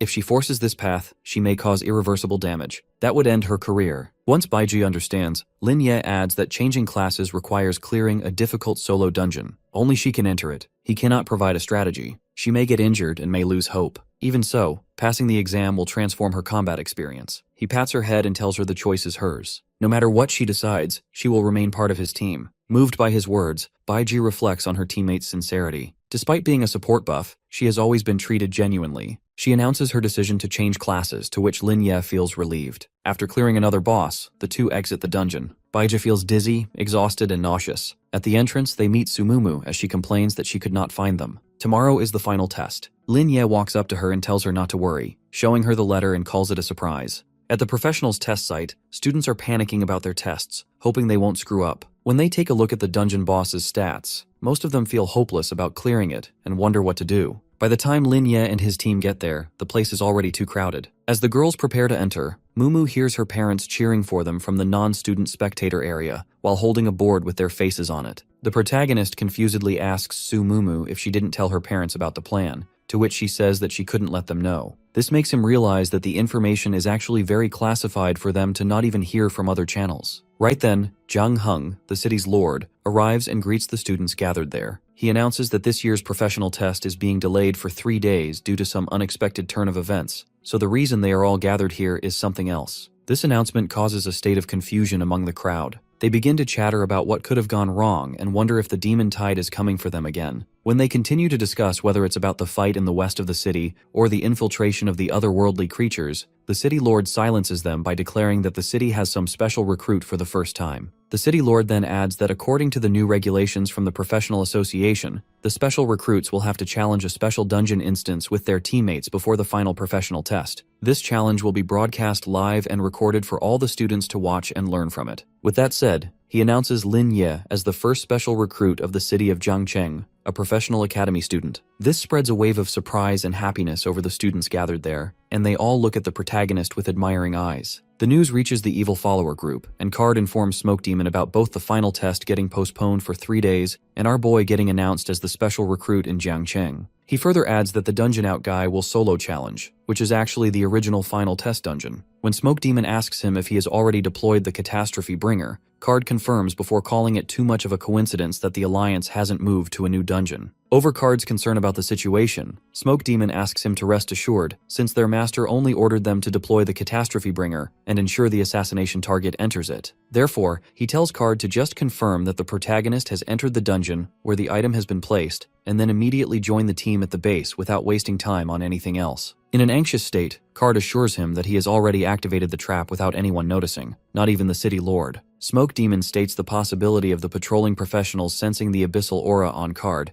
or them seeing the difficulty of the dungeon change and deciding to seal off the entire venue, which would eventually result in Card's permanent doom. At this, he uses his concealment spell and declares that he will return as soon as possible. Since he has been keeping watch at that side, he gets to know that the target is about to enter the dungeon. He then asks Smoke Demon about whether Black Fist has dealt with Huang Xiaofeng in the black market or not. Smoke Demon confirms that it has been done, though they are yet to contact Bai Xiaoqiu. He then tells Card not to worry about that guy since his life or death doesn't concern him as long as Shang Guanyan gets assassinated. Back in Zhangcheng City, the city lord calls Lin Ye and his team upstairs. The students keep excitedly saying how Lin Ye deserves to be the special recruit because of his huge contribution to the professional association and god-level awakened talents, which even Huang Xiaofeng never had. Once the protagonist gets to the top where the city lord is, the city lord asks him to just stay there for a while since the principal must have told him the news in advance. Upon his confirmation, the city lord opens a portal to enter the unknown dungeon, which Lin Ye and his teammates enter and acquire Return Bone Fragment. After using it, they can easily exit the dungeon right away. Suddenly, the trio gets a warning about the Return Bone Fragment being unable to be used when under attack. Another warning states that the dungeon's difficulty has increased to disaster level due to the influence of Catastrophe Bringer. This affects the Return Bone Fragment, and it begins to disappear, making it impossible for them to escape the dungeon. Right then, they are hit with scorching heat, which is too difficult for them to tolerate, and they realize that the dungeon has been mutated. Under the effect of the Catastrophe Bringer, the dungeon's internal structure has mutated, creating new maps and dungeon creatures. But some parts remain unchanged, thus they are requested to survive anyhow.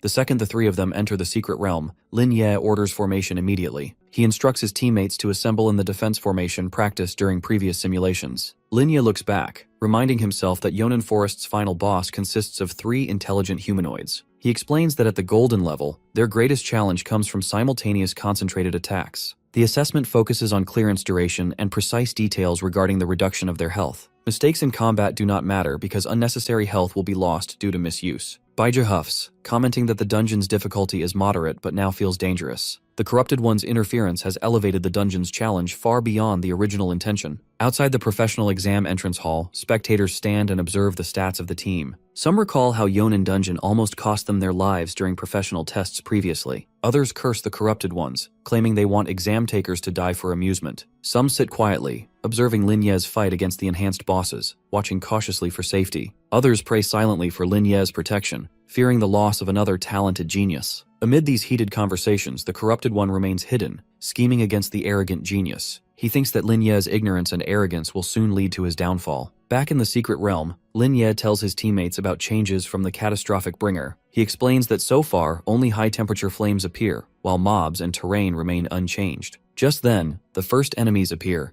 half-serpent humanoid creatures emerging from the surrounding foliage. Mumu observes that they have been waiting patiently for Lin Ye and his team's arrival. These half-human, half-snake creatures inhabit Yonan Forest, attacking with daggers and poisoned blow darts. They prefer hiding in bushes or tall grass, ambushing opponents with swift, sudden strikes frequently. The snakes launch their attack immediately, letting a poison arrow strike Lin Ye's shoulder. Lin Ye shields himself and counters using the surprise attack spell, Azure Sea Tide, efficiently. The serpents scatter to evade, attempting to escape the damage and regroup with caution. Lin Ye gathers his teammates, assigning them to different positions across the battlefield strategically. He instructs Mumu to use Gale Butterfly to collect the 5 serpents hiding nearby secretly. Baiji is ordered to charge toward another location and confront additional lurking enemies directly. Mumu nods and activates Little Mumu, then unleashes Gale Butterfly at the designated targets. Lin Ye informs her of the serpents' hideouts and instructs her to combine spells. She uses Flamestorm first, followed by Ignite, then a Frost spell to freeze them. Ignite sets the serpents ablaze, leaving them in a continuous state of burning agony. The frost spell freezes them solid, immobilizing their movements completely and preventing any counterattack. Little Mumu releases her sword, instantly eliminating all 5 serpents with precise, lethal strikes. Linya observes his teammates fighting together in perfect harmony, alert for any danger. A hiss suddenly alerts him to the presence of the last hiding serpent nearby stealthily. He shifts into destruction mode, turning swiftly to face the serpent and striking immediately. A single basic attack kills the final serpent, ending the remaining low-level threat decisively. He orders the girls to advance while carefully monitoring mana usage for the next wave. The girls nod, already healing from excessive skill usage during the previous combat encounters. Outside the venue, spectators discuss Linya's weapon, debating whether it is a sword. They also discuss Mumu's clone, questioning whether it represents her awakening talent officially recognized. Someone remarks that the Alliance already knows about her talent and recognizes her extraordinary abilities. The crowd notes that Linya's teammates demonstrate remarkable skills, making them exceptional alongside him. Mumu's parents sigh in relief, proud that their daughter is now highly capable officially. They acknowledge that people are beginning to recognize her skill, talent, and numerous good deeds. The red-headed villain hiding beneath the Watchers grits his teeth, cursing Linya's success loudly. He declares that Linya and his teammates would be better off joining Abyssal forces. With that, he retreats from the venue, disappearing swiftly and leaving no trace behind immediately. Hidden soldiers emerge afterward, reporting that Target 3 has left the venue successfully already. They inquire whether Target 1 has opened the Abyss Gate, so they can close the net.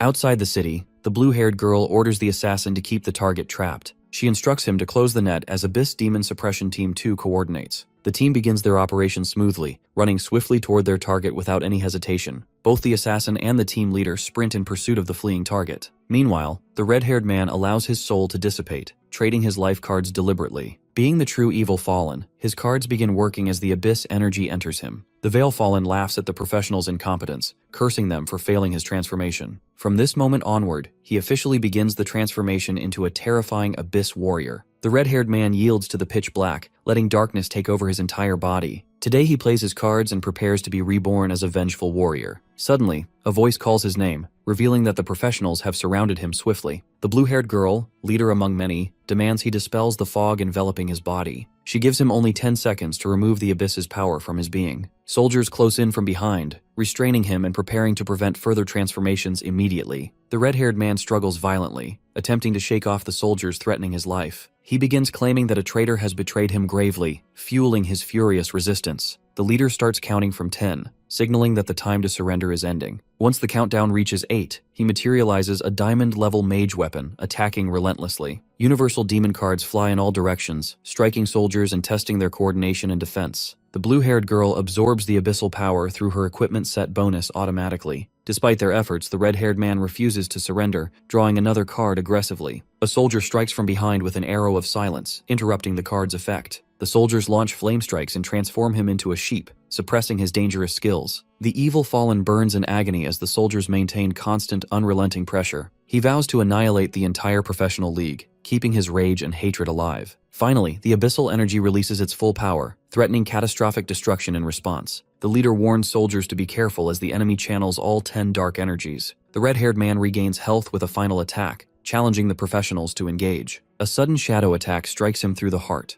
executed perfectly by the skilled assassin. The assassin moves with deadly speed, ending the battle using a swift triple sword attack. Elsewhere, observers watch the ongoing fight in the secret dungeon with growing curiosity and awe. They notice Linya preparing to advance toward the level 20 venomous frog strategically. One remarks that fighting the frog is unnecessary since defeating it does not affect completion. Another suggests Linya intends to use the frog's pawn to kite and maneuver tactically. Meanwhile, the level 20 venomous frog approaches, its movements deliberate and intimidating as it advances. Linya and his teammates face the frog, activating reverse healing and plunder spells efficiently. The frog launches its attack using the deadly tongue stab, aimed directly at Linya. Outside observers scream for him to dodge, shocked as Linya absorbs the hit calmly. The tongue wraps fully around him, but he activates Reversal Divine Healing and Catastrophe simultaneously. The frog's tongue is sliced apart instantly, unable to withstand Linya's powerful magic combination. Linya steps closer to the enemy, and his shoulder injury appears completely non-existent afterward. Observers notice Linya combines treatment and catastrophe simultaneously, enhancing his attack's potency remarkably. The boss moves aggressively toward Linya as he dodges skillfully while retreating strategically backward. Spectators question whether Linya intends to kite the frog or why the girls wait. Soon the frog enters attack range, and Mumu unsheathes her weapon, ready for a strike.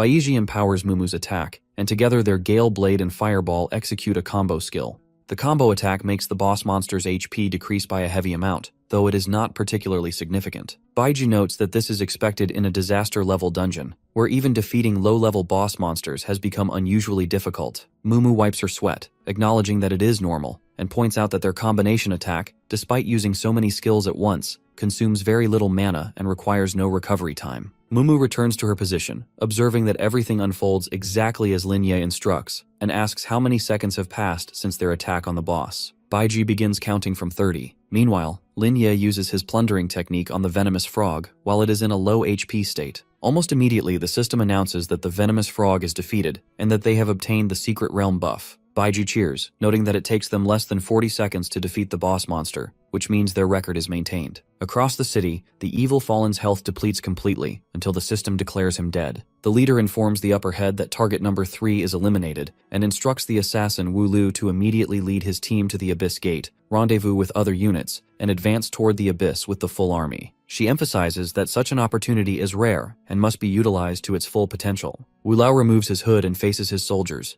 explaining that the upcoming battle will be far more dangerous than the enemy they just encounter. It is comparable to a large-scale demon tide, and it is possible that none of them will survive. He gives anyone who wants to back out the option to do so, making it clear that he will neither stop nor blame anyone. He emphasizes that their mission is to protect families and safeguard the residents from the demon plague creatures lurking in the abyss. After a moment of silence, the soldiers collectively commit to the battle, vowing to fight the demons and restore peace with no regrets. Wu Liu leads them forward, charging into the abyss, determined to bring back the Abyss King's head, while the soldiers chant their resolve, affirming that humanity will triumph. Within the secret realm, the 3 warriors have already defeated the giant python elite, the demonized spider elite, and the giant wild boar elite. Checking their stats, they notice that Mumu has scored higher than Lin Ye, prompting her to wonder whether she has grown stronger or the monsters have become weaker. Lin Ye suggests that since there is still time and the first stage boss has yet to appear, Mumu should summon the giant tree guardian. Using the summoning bell, Mumu calls forth the guardian tree, which descends with a platinum-level buff. Observing the scene, the professor expresses shock, recognizing that this is not the first stage monster,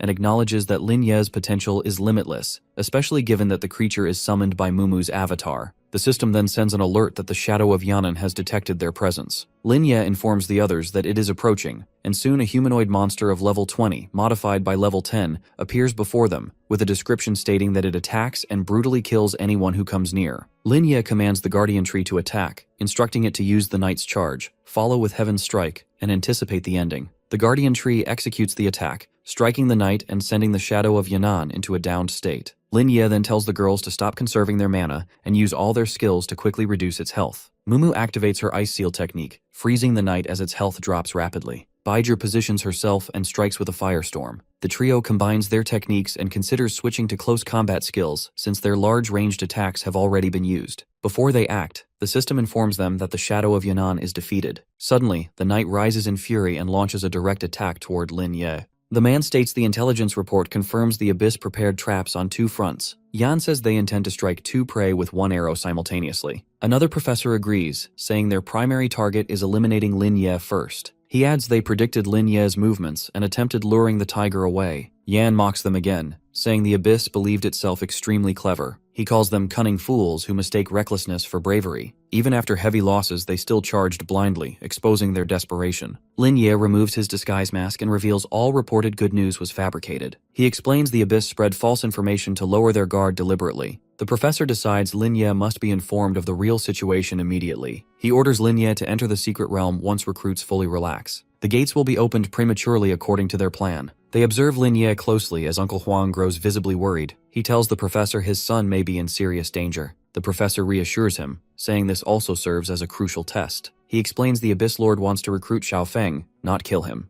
As long as Xiaofeng behaves, the Abyss will not harm him. Once the gate opens, their mole will secretly escort him through Jiang City. The assistant reports their main forces already entered the Abyss Gate successfully. She adds that within 5 minutes, a monster tide will invade Jiang City. Yan announces everyone should retreat into the inner city and wait. He confidently declares they are 1 step ahead this time. Yan concludes they will win this battle with 0 casualties. Inside the secret realm, the Tree Guardian asks Lin Ye for permission. He tells Linye to leave all matters to him confidently. Linye executes Heaven Strike, Hoof Flying Kick, and Death Triple Slash consecutively. He slashes the monster's face directly with overwhelming force. Viewers assume the triple slash has wiped out every boss present. Another observer comments he killed a platinum-level boss within 5 strikes. Someone says his skill usage suggests a powerful awakening status. One person voices objections regarding the priest-student's combat talent. He argues Linye lacks tank toughness and sufficient mana sustainability. He insists Linye is too fragile if controlled during battlefield combat. He advises priests should avoid such frontline tasks altogether. Another observer counters that Linye may be deliberately holding back. After all, Linye is still a newly recruited student. Someone notes his dodges and timing are flawless and precise. They recall he scored full marks in every practical examination. He asks the teacher whether he agrees with this assessment. The teacher replies a true all-round genius could easily replace him.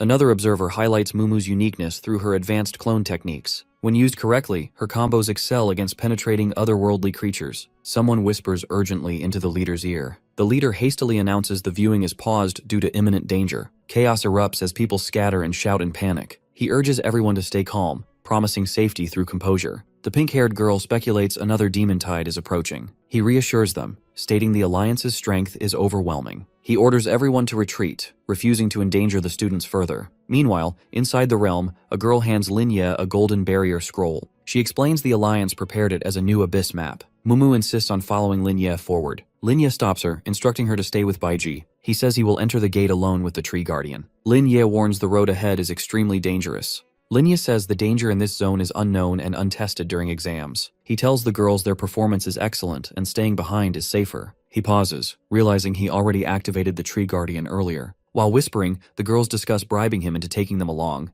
Mumu offers all supplies and potions, saying they will help in the abyss. When all three make pitiful baby faces, Linye cannot refuse them. In the end, they all continue forward together without further argument. After feeding the potion to the guardian tree, its speed increases dramatically. Its movements become swifter as power surges through its wooden frame. They charge forward together, swift energy raging inside them all. A black armored puppet appears, level 10, skillless but extremely dangerous. The Tree Guardian breaks through instantly using Night Charge instant kill skill. Linye follows with a triple slash normal attack, finishing the puppet cleanly. Another black armored puppet spawns, now reaching level 20 rapidly. The Tree Guardian asks if it should eliminate it immediately. Linye confidently states he can defeat it within 1 minute. Suddenly, Linye senses danger and orders everyone to hold still. He shouts that invisible armies are hiding within the surrounding darkness. He tells them to wait, promising to force the enemies out. Linye activates Chi Technique, Invasive Divine Chi Therapy. A wave of clarity descends across the battlefield instantly. A black-armored male-female duo spawns, making Linye frown silently. He mutters that enemies keep appearing endlessly in this zone. While killing them, he orders Mumu to hold back. He explains the ninja will notice her movements immediately. He commands the Tree Guardian to stay occupied with the puppets. Linye orders clearing the first minions and luring them toward the ninja. The Tree Guardian roars angrily, warning tree ants not to approach. Linye activates moon concealment without hesitation. He shouts heaven, hell, and earth, signaling the next phase. He tells Mumu it is finally her turn to attack. The Tree Guardian roars with surging energy as they strike together. Mumu unleashes windstorm butterflies toward the male-female ninja duo. The black armored puppet ninja is swiftly defeated. Another black puppet begins summoning additional reinforcements immediately. Linye uses inversion healing thunder spells, crushing the remaining ninjas. Meanwhile, underground camp observers scream in disbelief at Linye's AoE damage. One shouts that his damage exceeds even the two bosses combined. Another confirms he eliminated most enemies within just minutes. An observer states even elite schools cannot achieve such output. A teacher wipes sweat, suspecting Linye possesses SS or God-tier talent. The principal taps his shoulder, asking if he feels unwell. The teacher coughs and apologizes for his earlier impoliteness. He admits Linye is extraordinary and possesses overwhelming talent. The crowd erupts, declaring everyone should fight for Linye's admission. The pink-haired girl follows Linye's direction and orders her team forward. Linye and the Tree Guardian pause, sensing stronger incoming monsters. Suddenly, a witch arrives on a broomstick, smiling at Linye. A prompt appears announcing the arrival of the Annihilation Witch. Another alert follows, stating enemy power in the secret realm has increased. The sudden appearance of the Annihilation Witch catches the giant Tree Guardian off guard as well, and Linye realizes that the Tree Guardian also recognizes her. He then looks over at the witch and thinks about how there's both a clone and an unknown boss, which seems to be some summoned entity, but the data refers to it as a clone. The protagonist recalls the time when he once had a fierce battle against such a being and stares into the Annihilation Witch's eyes angrily. The Annihilation Witch speaks up, calling it interesting to see everyone, Soul Summoning Bell, Giant Tree Guardian, and Tear of the Life Attendant, gathered there. At her remarks, The tree guardian and Mumu's deity glare at the witch, so our boy immediately asks them to calm down and questions if they know her already. Sumumu's deity shakes her head in denial, whereas the tree guardian states that she seems familiar to him, since she has the identical mark that Lin Ye has, but the hero elaborates that it should refer to the Forgotten Nest Pass. In a nonchalant manner, the witch tells him not to be so bitter, because she is going to let them pass this stage for free due to their fate. She then hopes for them to cross the Forgotten Nest as well, and then disappears into thin air, leaving them confused and shocked. He stares into the blank space, wondering how she could just run away and disappear, just because he has the Forgotten Nest's pass. When he questions if she is also a creature from the nest, the giant tree guardian replies that even though he doesn't remember who she is, she had several similar origin marks like the Forgotten Nest one. After giving it a pause, he adds that the Annihilation Witch can't be a secret realm creature. Rather, he suspects that she got attracted to this secret realm when he got summoned by his master with the soul summoning bell. In this way, his master might have let him absorb part of the power of the catastrophe bringer, because she also has the same power and aura as that item, so she can even be the source, and might have personally endowed this secret realm with new power, altering the instance. Despite wanting to dig deeper into this matter, Lin Ye decides not to count on the giant tree guardian since his key memories are hazy. Thus, our boy asks him to not worry about the Annihilation Witch anymore. He then points out the disappearance of the puppet's general, summoned by the witch as well, and questions who the final enemy is, since the instance hasn't shown a clearance prompt as well. Right then, Mumu and Baiju get there and explain how they sense changes in the instance, so they decided to regroup with them in case something major is happening. As soon as they express their relief over finding each other intact, the prompt appears, displaying that the black-armored puppet mage's interest has been detected in the mage profession. Once the black-armored puppet mage reignites the battle intent, Sumumu panics about whether she has misjudged the situation once again, commanding her to not waste her time overthinking about it since they wouldn't have gotten the clearance prompt anyways, even if she hadn't arrived. He expects the puppet mages to be the final bosses. Therefore, he starts to fight against them by nullifying their attacks through his own. The giant tree guardian and Sumumu's deity also join in to protect themselves against the puppet mages, whereas Lin Ye instructs Sumumu to freeze their energy orb debris in order to stop the secondary explosions. As ordered, she is quick to use her ice sealing technique on the enemy forces. Though it surprises the black-armored puppet mages at first, they soon summon a larger number of their army for help. When the tree guardian enlightens the protagonist about the situation of the secret summoning of 1,000 armies, Baiji seeks Lin Ye's guidance. With no hesitation or fright on his face, our boy tells her not to worry since he will also call a powerful helper now. With that said, he summons the Dark Curse Knight right away, and with a huge emission of light from his blade, a giant armored knight appears behind him. Being an hour-long level 20 combat knight, the Dark Curse Knight steps towards the black-armored puppet mages without wasting any time. Seeing his level increased from 15 to 20, Sumumu asks Lin Ye about it out of curiosity, to which he claims to not have noticed this. Secretly, he questions himself if there's a possibility that the Dark Curse Knight's strength might increase with that of the protagonist. On the other hand, the people watching the Dark Curse Knight appear can't believe their eyes and express their enthusiasm and surprise by talking highly about Lin Ye. They call our guy the god who changed the difficulty of the historical dungeon and got qualified to summon Curse Knights. While the people are rooting for Lin Ye and the knight, a group of men walk away from the crowd of students and decide to act first since they are trapped here and have lost contact with all the superiors. One of them expresses his joy over finally getting some freedom to do whatever they want, since their abyssal demon commanders are already in trouble. Thus, he summons the Demon Tide teleportation gate. Inside the dungeon, Lin Ye instructs the Dark Curse Knight not to use the Moonlight Pierce, because the enemy forces are using a human wave tactic, and rather commands him to lure them all to the current location. Right then, the knight's each attribute increases dramatically, and he flies forward towards the black-armored puppet mages. When the puppet mages spot the incoming danger, they begin to attack him, but he protects himself very well. Not just that, he counterattacks the puppet mages, making the hero proud of the knight's performance, who succeeds in luring in the enemy forces. He then tells the girls that those 4 bosses won't be able to make a rash move until the puppet mages are killed, because their strategy is to tire Lin Ye and his team with minor enemies. He further mentions that he has noticed the mana reserves being provided for the magic circle by them, instead of attacking them, and mocks the general line puppet mages for being stupid as well. The Dark Curse Knight bravely fights against the black-armored puppet mages, and once he makes a big ball of mana, he launches it at the enemy troops on the protagonist's command.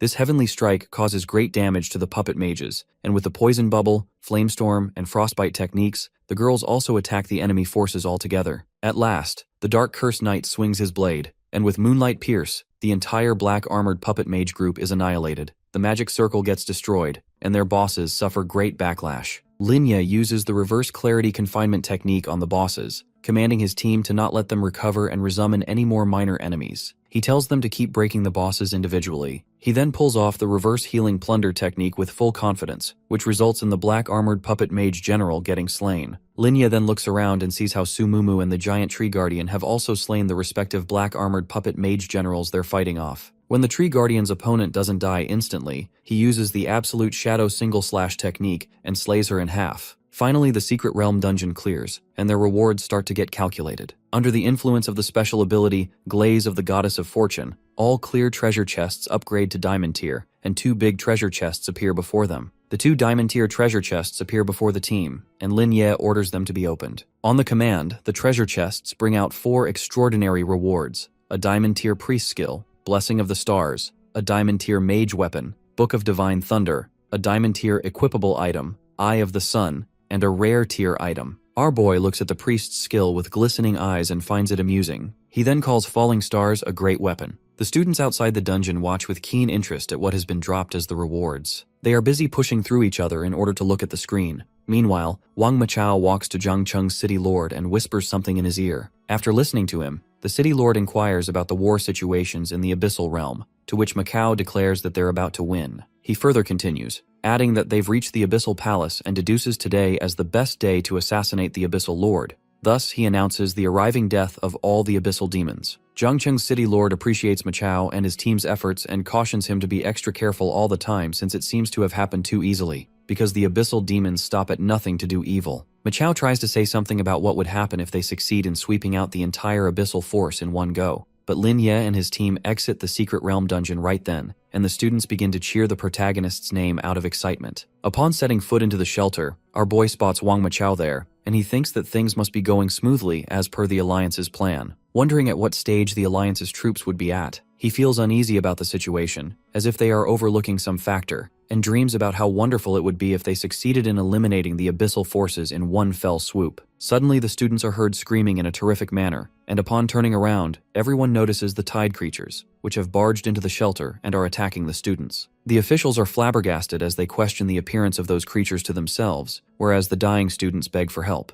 Wang Machao is quick to react as he flashes towards the tide creatures and asks the student to not panic, assuring that he'll save the student in the creature's hand. He then requests immediate support from his forces, informing them about the unforeseen emergence of the tide creatures, adding that he suspects some insider has teleported them here. At the same time, Lin Ye also lunges towards the tide creatures and uses his plunder technique. He realizes that something is really wrong since the city guards that are guarding outside are extremely strong. Wang Machao has also returned to report to the city lord, not to mention the arrangements made by the Alliance's higher-ups. Therefore, he concludes to himself that the creatures must have been temporarily summoned internally by an insider. Zhangcheng's city lord commands the professional combatants present there to quickly take out their weapons and protect the students. With that said, the professional combatants do as told, and they all begin to fight the tide creatures in order to protect the students. Some would run to protect the students, and some would alert the officials of the attacks directed towards them. Wang Machao alarms the city lord about the tide creatures' flames, whereas the city lord summons his wyvern and assures the students that the wyvern flames can only damage abyssal creatures, so they must not panic. Fed up with the situation, Wang Machao angrily questions if this is some kind of summoning item and inquires about the insider's hideout. Right then, Sumumu comes forth and volunteers herself and the girls to clear out the area. He directs everyone to be attentive about the tide creatures appearing from anywhere. Meanwhile, Lin Ye tries to think of a way out of this situation and considers organizing everyone to leave the shelter first,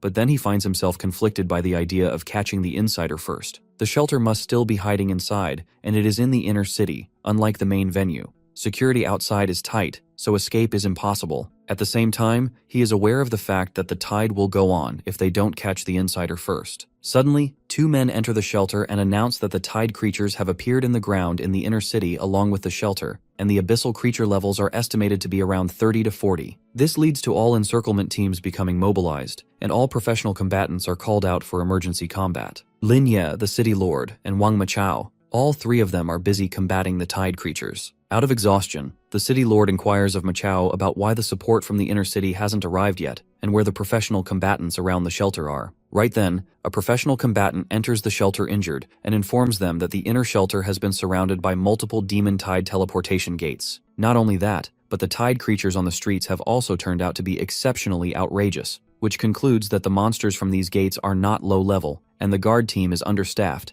so they can't provide support inside the shelter. Considering the situation, the protagonist realizes that if such a situation persists, the outer tide and the inner city tide will sandwich them and corner them until they're completely annihilated. On the other hand, Sumumu and Baiji notice that Mumu's attacks are especially effective towards the creatures, making them deduce that these monsters are low magic resistance types. Mumu then turns to our boy, asking him about his mana consumption, to which he assures her that he's fine, and asks her to take care of her mana consumption by letting Xiao Mumu handle more of those tide creatures. Continuing to fight against the abyssal creatures, the hero can't help but think about how they will need a large amount of recovery items if the tide creatures continue to come relentlessly. It is so because his team, the officials, and a lot of professional combatants and observers from the prestigious schools are here for the fun of it. He then turns to the city lord and discusses how these monsters are roughly around level 10 to 20, which means the higher level gates have spawned elsewhere. Furthermore, the creatures they are fighting have low magic resistance and high physical defense, with a difference of at least 100%. When he suggests that all the student mages should help from a distance, the city lord orders them to do so. Thus, they courageously agree to contribute. Lin Ye then uses his newly granted skill, Blessing of the Stars and Punishment of the Falling Stars, resulting in the decline of tide creatures' health. This move raises the motivation among the student mages, and they help out each other in restoring mana and health. However, the protagonist worries about the mana recovery skills and items not being enough to sustain them until the arrival of reinforcements. He thinks about them all dying after reaching the human limit. Therefore, he inquires with the city lord about the amount of supplies within the shelter's reserves. He replies that the shelter was temporarily activated recently, following the principle of not wasting or letting things expire.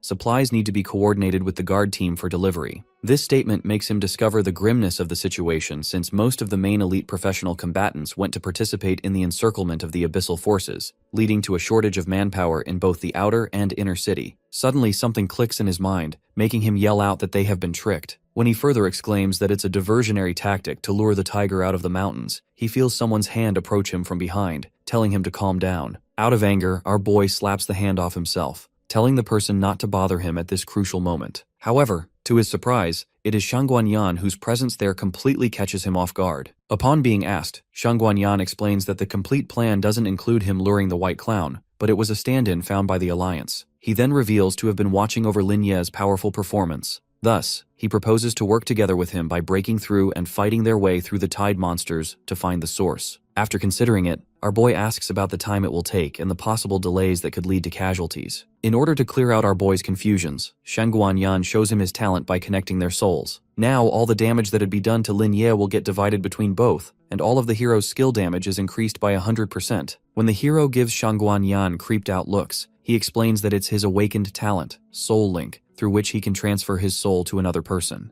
This lasts for an hour and comes with more functions than just this. With suspicion, our boy asks about the cost and its side effects on his body, thinking it must be a legendary tier awakened talent. However, Shangguanyan ensures that the only person who will get affected is himself, which would lead him to a 1-week coma, and the cost of it is to carry Shangguanyan with him once he is passed out. Once Lin Ye has understood the plan and the traits of the talent, he grabs Shangguanyan by the arm and takes him to get started. They come across a cockroach man monster, so Shangguan advises him to not let its mucus splatter out on them. On that command, Lin Ye swings his blade and cuts the cockroach man in half using his powers. Shangguanyan leads Lin Ye deeper, guiding him directly toward the hidden insider. Lin Ye immediately realizes the Lingyun sect master already knows the insider's identity. When questioned, the sect head calmly admits the truth without hesitation. He explains hidden surveillance has always existed throughout this area. The insiders hid the summoning scroll inside the monitoring room deliberately. This move is both foolish and clever, since monitors observe the monitoring room itself. Outside Zhang City, countless abyssal monsters roam freely through ruined streets. Huang Xiaofeng struggles heavily while fighting off the endless tide of monsters. He curses loudly, recalling how these filthy creatures dared capture and humiliate him. He resents how they wasted his time and forced him into such disgrace. After crushing another creature, he turns and snaps at Black Fist's follower. He orders the Shadow to stop stalking him immediately. Black Fist responds calmly, stating he can no longer accompany Xiaofeng. He claims Xiaofeng must continue alone, as he has urgent matters elsewhere. Black Fist points at the strange mark forming on Xiaofeng's forearm.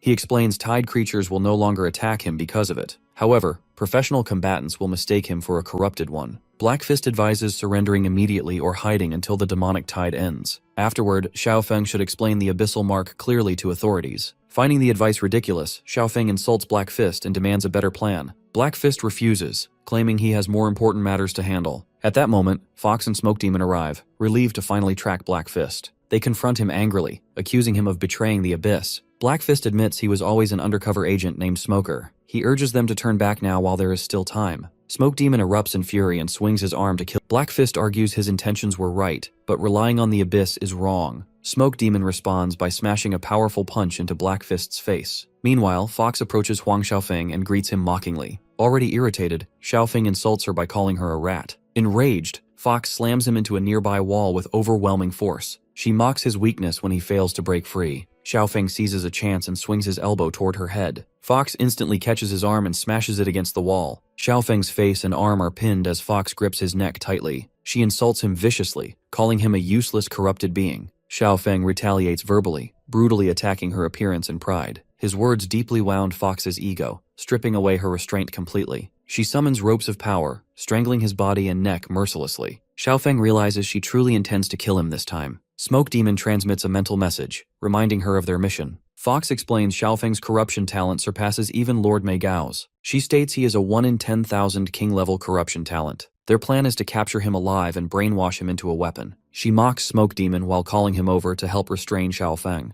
After Smoke Demon agrees, Fox throws Xiaofeng aside dismissively. Suddenly, Blackfist appears and smashes Fox across the street. Her attributes plummet as she suffers severe internal injuries. Smoke Demon panics, unable to understand how Blackfist overwhelms them both. Furious, Fox and Smoke Demon charge him together with full power. Blackfist remains relaxed, declaring their transformations completely useless. He mocks Fox, stating she is actually buffing him instead. As they close in, massive energy erupts violently from Blackfist's body. The shockwave blasts them away as disbelief fills their expressions. Blackfist's awakening talent ignites as Abyssal Sound Crossing activates with multiple powerful benefits. Many of these benefits specifically target abyssal creatures possessing demonic characteristics. The corrupted dragon lets out a piercing scream as flames scorch her scaled body. Blackfist restrains himself, telling her he wanted to offer one final chance. For the sake of their past friendship, he hoped she would turn back. However, her stubbornness and misguided beliefs leave him no alternative now. With resolve, Blackfist strikes directly toward Fox's heart. Mid-punch, Fox forcefully shifts back into her human form. She crashes heavily onto the ground as Blackfist quietly bids her farewell. He tells her to choose humanity in her next life. He lifts her again and unleashes Meteor Uppercut with overwhelming force. Her dragon form splits apart as the attack lands decisively. Blackfist follows with Grand Slam, smashing her broken body into the ground. She lies motionless, blood splattered everywhere as the system evaluates her condition.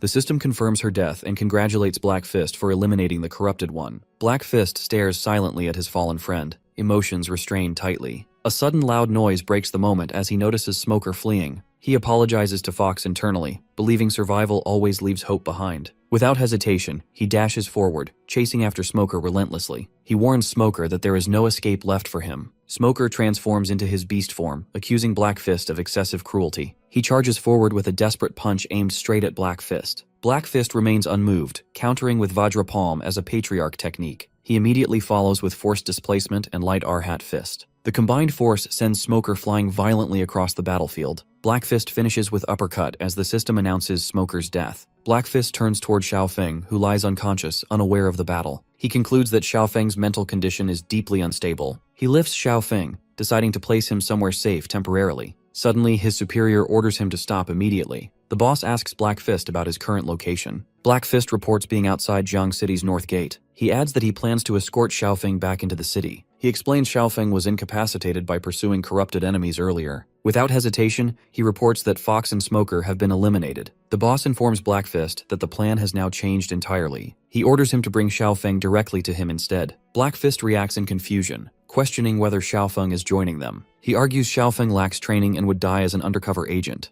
The boss reveals shocking intelligence regarding Xiaofeng's corruption talent. According to reports, his potential far exceeds the abyssal demon Miego's judgment. His talent could surpass a corrupted lord, reaching king-level corruption. This revelation deeply shocks Blackfist as the boss continues explaining. The boss claims Xiaofeng could gain immense authority within the abyssal realm. Yet, Xiaofeng's unique will allows him to reject complete corruption. This paradox grants him the potential to slay beings beyond abyssal kings. He could even approach the Emperor of the Abyss itself. Such a corrupted individual has never existed in their history before. The boss adds that he confirmed this decision with Xiaofeng's father. The Alliance and other authorities unanimously approve the plan. He assures Blackfist that Xiaofeng can receive abyssal power safely. The corruption can be controlled without consuming his humanity entirely. Blackfist asks what happens if Xiaofeng refuses and remains human. He mentions Xiaofeng constantly mutters Lin Ye's name obsessively. Granting abyssal power would eliminate any chance of a fair confrontation. The boss calmly claims he already has a solution prepared. He warns Blackfist not to judge Xiaofeng by his unpleasant temperament. Xiaofeng's stubborn beliefs and true potential defy normal evaluations. Neither professionals nor abyssal demons can fully assess him.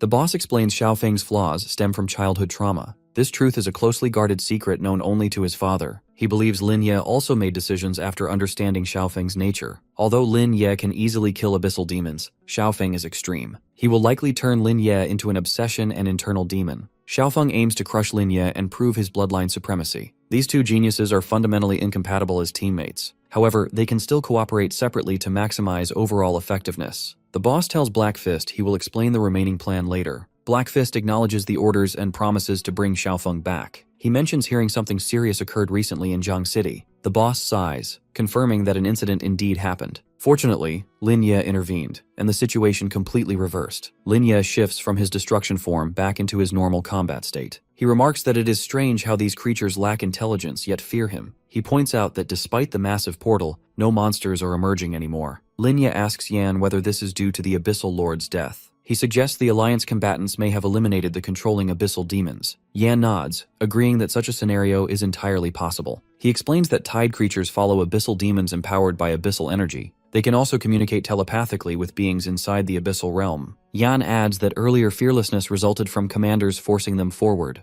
They were compelled to charge, rather than willingly throwing their lives away. With their commanders dead, instinctive fear now prevents further provocation. Yan stands and begins binding the defeated corrupted comrades securely. He admits he still does not understand how they entered such abnormal states. Normally, corrupted ones do not remain conscious after abyssal surveillance disconnects. After tying them, Yan says understanding the cause is unimportant currently. What matters is preventing their escape and ensuring strict judgment awaits them. Lin Ye hands Yan the scroll and asks what should be done next. He explains that the scroll appears summonable and resists destruction by his abilities. Yan nods, admitting that dealing with the scroll is somewhat troublesome. Lin Ye adds that the scroll has not moved even slightly so far. Suddenly, creatures begin pouring out from the portal once again. Both men instantly ready themselves for another round of combat. Yan tells Lin Ye they must repeat what they did earlier. Lin Ye activates Reverse Red Sea and Sea of Undead immediately. Yan reminds him to keep the corrupted ones alive, as drowning will not work. Lin Ye nods, explaining that his attacks only target tide creatures. He re-enters destruction form and unleashes spells to eliminate enemies. Yan watches, thinking Lin Ye's combat versatility is absolutely outrageous. In moments, Lin Ye deals damage, applies debuffs, and controls crowds seamlessly. Lin Ye turns back and tells Yan the path ahead is clear. Yan only stares silently, causing Lin Ye to ask if something is wrong. Yan tells him to proceed, offering no further explanation. Lin Ye explains that the portal must be completely sealed next. However, the scroll must be destroyed due to its portal connection.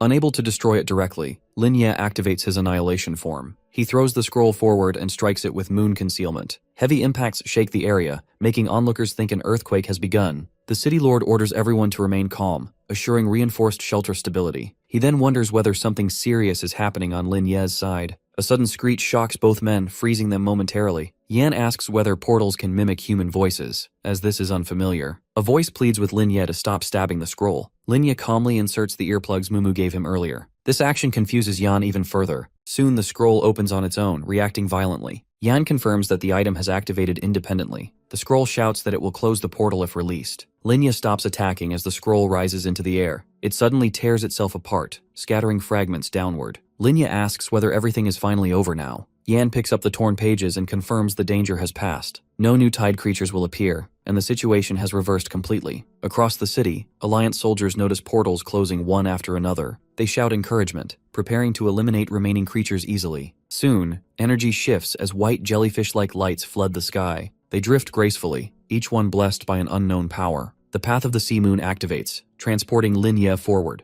As he runs, damaged roads beneath him begin healing instantly. People watch in awe as jellyfish shield him while he advances. Health begins to restore as several Alliance members step forward to congratulate the students. One Alliance member asks whether this is the newly graduated student they heard about. They joke that a divine being has descended from the heavens into the mortal realm. Then, another member remarks that Lin Ye is not even a priest by strict classification. They believe the displayed talent must be a bonus effect from his soul link, and an ordinary bonus ability could never cover such an enormous area. One person asks if they truly recognize him among the crowd. They point directly at him, calling him Lin Ye, the rising priest. After that, someone questions whether it really is him at that moment. Lin Ye closes his eyes and activates divine radiance of the star blessing. The surrounding area becomes enveloped in shimmering divine light. Observers recognize spirit moon concealment activating alongside the summoned object. After absorbing the large gate, its power continues increasing rapidly. Despite being an active skill, purification automatically begins spreading outward. The Oath of the Sea releases, covering the entire city instantly. A system notification announces reduced damage received across all allied units. Then, all healed targets begin gaining full attribute bonuses simultaneously. Seeing this, the city lord grips the boots of snow tightly. He recognizes the spell as large-scale healing across the entire battlefield. He declares it a divine stroke, washing away injuries like snow. Mumu and Baiji stare upward, wondering what is falling from the sky. Suddenly, Mumu realizes that the descending figure is Lin Ye. Other students notice their wounds finally healing and fading away. Someone exclaims that their condition has improved almost instantly. Other girls cheer, saying their backs and legs no longer hurt. They excitedly praise Lin Ye as a rapidly rising star. Buffed combatants laugh, claiming they can fight the great monster hundreds more times. Baiji smiles at Mumu, saying they have finally won this battle. At that moment, members of the City Lord's clan emerge onto the field. Their leader guides everyone forward, announcing the clan's full return. Someone declares they have successfully recaptured the lost ground. Meanwhile, Lin Ye activates Spirit Moon Concealment in its destruction state. The clan lord excitedly says he will now charge alongside brother Lin Ye. Other members urge him to wait, warning that Lin Ye's blade targets the abyss. The city lord explains that Lin Ye's weapon delivers fatal blows to enemies. It independently purifies, absorbs souls, and continuously increases in quality. Lin Ye sees a prompt stating over 100 spirits gain new forms. When the Jade Shield blocks 500 allied damage points, effects begin stacking. Combined with Guardian Land's Jade Seal Shield, protection spreads outward. A massive shield forms, enveloping the entire city completely. Seeing this, the city lord speaks proudly about Lin Ye's achievement. He says the boy alone has changed the status of professional combatants. Turning to students, he declares priests will now be valued far more. Outside the city, a reporter informs the inner city that Jiang's sources returned. Sector A has been cleared, with sweeping teams searching buildings thoroughly. All hidden tide creatures in stairwells and residences are eliminated. The outer city has been reclaimed and signal towers reactivated. A professor asks about the inner city's current condition. The reporter explains the First Legion now controls central wall defenses. They have begun clearing the inner city methodically. The Second Legion is confirming shelter losses and survivor counts. The professor reflects that corrupted individuals were never fully considered. They underestimated how deeply corruption infiltrated the student groups. They also misjudged the severity of the demonic tide's emergence. He wonders how no one discovered the issue sooner. The outer city suffered worse damage due to numerous teleportation gates. Even the original examination venue was largely destroyed. He reminds himself not to abandon providing aid to remaining students. Fortunately, no ordinary civilians were killed during the incident. He thinks about relying on the city lord and Lin Ye. They successfully protected the inner arena from total collapse. He tries recalling who received resources earlier but cannot remember clearly. Uncle Huang later reports that Yan restored all monitoring systems. They confirm the inner city suffered 0 casualties. As discussions continue, everyone agrees the students performed exceptionally. Teacher Shuang states that without Lin Ye, 0 casualties were impossible. Meanwhile, the cloaked woman arrives quietly, wearing a faint, knowing grin. Once the war between professionals and tide creatures ends, all creatures are completely exterminated. The sources of the demonic tide are also thoroughly cleared afterward. With the crisis resolved, the city begins organized post-disaster cleanup operations immediately. Meanwhile, all teachers, students, parents, and professional combatants are escorted to special lounges. These lounges are designated for comprehensive physical inspections and medical treatments. They were exposed to prolonged high-pressure combat, pushing their physical thresholds dangerously far. Many participants survived only due to continuous healing provided by Lin Ye and other priests. After inspections conclude, the results are fortunate, showing no serious injuries or lasting after effects. Everyone also receives free high-level recuperation services arranged by the Alliance. However, Shangguan Yan is the most severely affected among all participants. The Soul Link's backlash pulls him into a coma immediately after the battle. As a result, his people carry him directly back to the spiritual rhyme sect. Once the insider is identified, Alliance supervisors take custody of him immediately. He will be used as a lead to investigate other corrupted individuals. These corrupted ones were responsible for deploying the demonic tide. Several supervisors overseeing city defense are also implicated during the investigation. They are dismissed and investigated for neglecting duties and leaving shelters unguarded. Their failure directly results in the deaths of tens of thousands. Despite everything being settled, Lin Ye feels a major unresolved issue remains. According to the principal's message, the Alliance already knew of the insider's plan. They had even arranged counter-deployments in advance. Therefore, inner-city defenses and examination venues should have been heavily guarded. However, reality contradicts these supposed preparations entirely. Linya recalls questioning Shang Guanyan about attacking the Abyss earlier. Shang Guanyan mentioned something vague about a plan document. Although Shang Guanyan was ordered to attack the Abyss, he never arrived. Instead, he rushed to the central control room after detecting abnormalities. While explaining this, Linya studies his eyes thoughtfully. He wonders whether Shang Guanyan's talent causes reduced intelligence as a side effect. Suddenly, Shang Guanyan recalls their confidence in eliminating abyssal forces quickly. Because of this confidence, all main city forces were transferred outward. Despite hearing this reasoning, Linya remains unconvinced. He points out that everyone seems to have forgotten shared deployment memories. Even if mistakes occurred, no one would logically transfer all main forces. Doing so practically hands the insider an opportunity to open demonic portals. After dealing with the card incident, elite encirclement teams should have returned. They should have protected students and reinforced inner-city security. Instead, they were suddenly ordered to attack the abyssal realm. Shockingly, everyone complied without objections or reminders. Shang Guanyan admits they completely forgot the original orders and deployment plan. This realization deeply unsettles him because it defies common sense. If someone truly manipulated their memories, their power would be terrifying. Such an ability could destroy both the city and abyssal forces effortlessly. When Shang Guanyan questions the motive, Linya offers a different perspective. He suggests the manipulator may not be as godlike as imagined. Elsewhere, the city lord recalls their original defense deployment plan clearly. They intended to assign multiple guard teams for comprehensive coverage. The plan also accounted for abyssal corruption among ordinary civilians. Chairman Huang confirms these facts and adds further insights. Many corrupted individuals have mixed backgrounds but possess limited strength. Most have not even received abyssal powers yet. They lack abilities, remain inactive, and blend easily among civilians. Additionally, they only maintain one-way contact with abyssal demons. This makes identifying them and gathering evidence extremely difficult. The city lord recalls drafting countermeasures against these unstable, corrupted individuals. Since no one followed the plan, Chairman Huang suggests a grim possibility. A high-level corrupted individual may have erased everyone's memories. However, he struggles to believe such an extreme scenario. If such an insider existed, why allow the situation to reverse so easily? Why not warn the abyssal forces earlier or retreat strategically? Instead, the insider watched their master die without intervention. This realization suddenly sparks something in the city lord's mind. He wonders if internal conflict exists within the abyssal forces themselves. Perhaps their true target was the abyssal king all along. Multiple disturbing scenarios flood his thoughts rapidly. He orders Chairman Huang to contact combatant alliances in other cities immediately. These hidden forces may be even more dangerous than abyssal demons. They clearly harbor deeper conspiracies and unknown objectives. He also orders a thorough re-examination of all personnel involved. They must identify memory-altering methods, items, and suspicious individuals. Elsewhere, the hooded man and woman discuss whether their actions were exposed. The man claims discovery is meaningless since they acted quite openly. He adds that they have already obtained Lin Ye's complete combat data. He admits Lin Ye's talent and strength are genuinely outstanding. Defeating the Dark Curse Knight without injury proves extraordinary capability. Earning the Gatekeeper's recognition further solidifies his value. Hearing this praise, the woman questions whether he likes that human child. She warns him about possible abyssal assassination attempts targeting Lin Ye. The man dismisses her concern calmly and confidently. He explains that their luring the tiger out of the mountain plan poses no threat. Lin Ye was merely a tool used to test his true strength.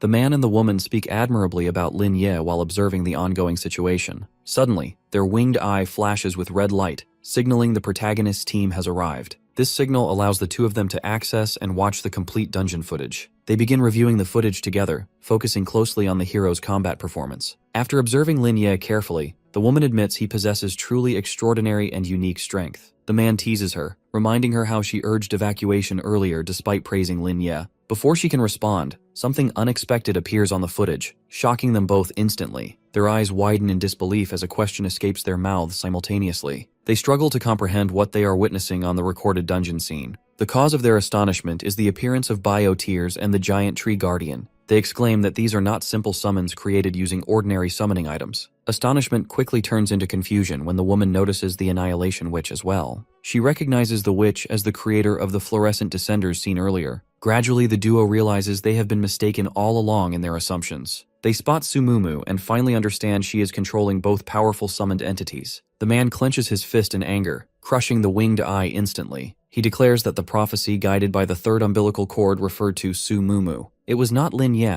but Mumu, who defeated the Dark Curse Knight without injury. Having identified Sumumu as the long-sought Chosen One, she suddenly starts sneezing. At that same moment, Lin Ye and his team receive notifications on their mobile phones. Their accounts have been credited with Alliance coins as an additional performance bonus. Although the credited amounts vary from millions to significantly lower sums, everyone receives something. Every participant involved in the incident receives compensation without exception. The Alliance's decision to grant long-term pensions to all participants is highly commendable. However, aside from the heroes team, another group of students faces serious difficulties. These students must focus on recovery, while also preparing once again for the final exam. They need to extend their battle lines despite ongoing physical and mental exhaustion. After searching online, Lin Ye learns the final exam is scheduled 1 month later. This exam is crucial as it evaluates both physical recovery and psychological stability. Suddenly, a knock sounds at the door, interrupting Lin Ye's thoughts. When he opens it, he finds Chairman Huang Tiang standing outside the residence. The chairman explains he arrived under the city lord's orders. He then presents Lin Ye with an honorary medal for his contributions. Chairman Huang adds that Lin Ye can upgrade his equipment skills once again. When Lin Ye and Baiji step outside, they notice numerous security guards present. Despite this, the protagonist and the girls focus on the tablet handed to him. The tablet displays a list of newly available equipment options. Chairman Huang expects Lin Ye to remain calm,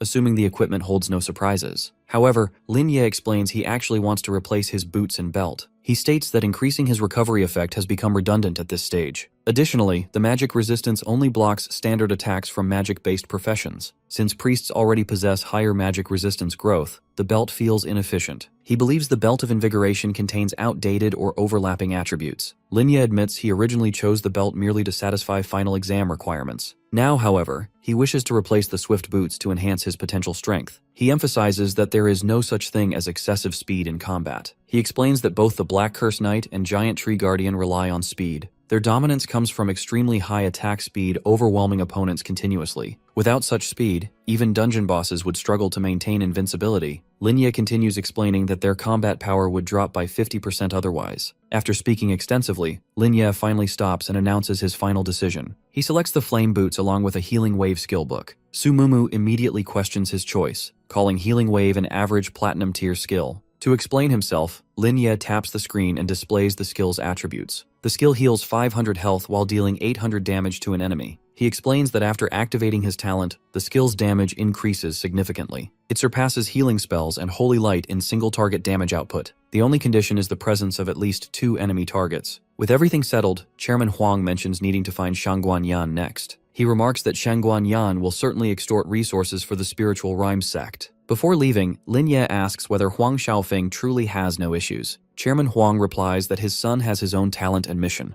Although Xiaofeng cannot compare to Lin Ye, the chairman takes full responsibility. After Chairman Huang and his guards depart, Su Mumu asks about Xiaofeng's whereabouts. Lin Ye calls it a secret and leaves after telling her to enjoy the holiday. When the girls ask to accompany him, Lin Ye refuses their assistance. He states clearly that this upcoming mission is meant to be undertaken alone. Chapter 56. Several teachers move around the town, asking locals about Lin Ye after failing to locate him. After repeated inquiries, they finally reach his residence and knock firmly on the closed door. Suddenly, the door opens, and Su Mumu appears, calmly facing the group of visiting teachers. Then, she begins explaining that the protagonist has gone to clear a dungeon outside the city. Before she can finish, a female teacher abruptly interrupts her with an impatient and rude tone. She insists Su Mumu listen carefully, despite knowing she is a special recruit contested by universities. Without allowing a response, the teacher continues speaking, her words filled with thinly veiled disdain. She declares it is Mumu's choice to attend a top 3 elite university or elsewhere. According to her, the top universities possess the strongest faculty and deepest academic foundations. She contrasts this with universities lacking thresholds, which lower standards recklessly to recruit students. The teacher claims her words are advice offered purely out of goodwill and concern.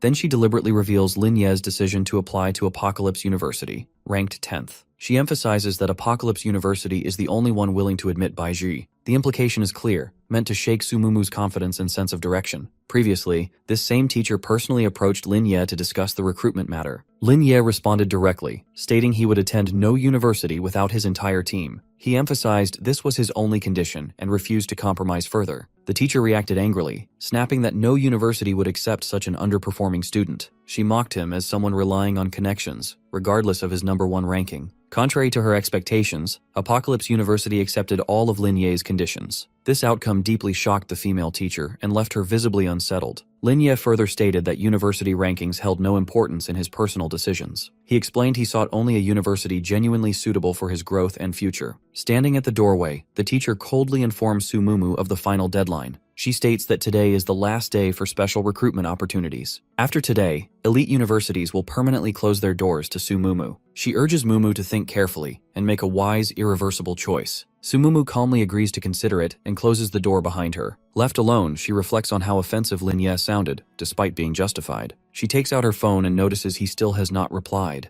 Meanwhile, Lin Ye is deep within a dungeon, fighting monsters continuously without rest. He relies on exceptional combat instincts and overwhelming power to dominate the battlefield. Using the reverse skill repeatedly, he efficiently slaughters the dungeon monsters. After clearing the area, he heads toward the exit portal while calculating progress. He realizes he no longer needs to defeat 10,000 boss monsters. At this pace, finishing the monster requirement before holiday's end seems effortless. Although leveling speed remains slow, dungeon resources continue supporting his growth. Shangguan Yan and Huang Tianqi have spoken with Apocalypse University's principal. This ensures Lin Ye retains access to university dungeon resources without interruption. Most importantly, Lin Ye feels Apocalypse University is the best choice for him. The top 10 universities are cradles for cultivating elite professional combatants. Their students are prodigies with exceptional talent, resources, and powerful family backgrounds. Naturally, these universities have formed exclusive networks and hierarchical contempt chains. Above them stand the prestigious top 3 universities, rejecting ordinary students entirely. They refuse applicants relying solely on connections, regardless of personal strength. Lin Ye feels grateful toward Shangguan Yan and Chairman Huang for supporting him. Their efforts ensured he became more than just a student with connections. As Lin Ye steps toward the exit portal, a hand suddenly lands on his shoulder. A familiar voice calls his name, halting him mid-step. Turning around, he sees Sumumu and Baiji standing behind him. They came specifically to check on his condition and dungeon progress. Lin Ye explains that dungeons contain 200 to 500 minor monsters. He assures them completing the requirement before holiday's end is entirely feasible. He then informs them all 3 have been admitted to Apocalypse University. They will remain a permanent team and continue clearing dungeons together. Sumumu suggests Lin Ye take a proper break from constant dungeon grinding. He has stayed inside dungeons too long, despite completing tasks efficiently. The graduation class's final test has already concluded successfully. Additionally, the long-awaited graduation trip is about to begin. Lin Ye suddenly realizes he completely forgot about the graduation trip. The graduation trip is a semi-recreational event organized by the Combatant Alliance. Participation is free regardless of grades, academy placement, or career path. All expenses are officially contracted and fully covered by the Alliance. In this era of demonic tides, humanity enclosed cities for survival. Though large tides ended, wandering monsters still exist in the wilderness. Small-scale demonic tides occasionally appear, threatening unprotected regions. The Alliance conducts regular patrols and cleanup operations across territories. Each city maintains outposts monitoring surrounding wild areas continuously. Outside city regions have evolved into semi-tourist, semi-training zones. These zones aim to strengthen unity and adaptability among humans. After consideration, Lin Ye agrees to participate in the graduation trip. On departure day, the train platform is packed with students and civilians. Students excitedly discuss future plans and compare their achieved grades. Lin Ye notices several people present who clearly are not students. Among them is Shangguan Yan, causing Lin Ye visible confusion. Lin Ye questions why someone like Shangguan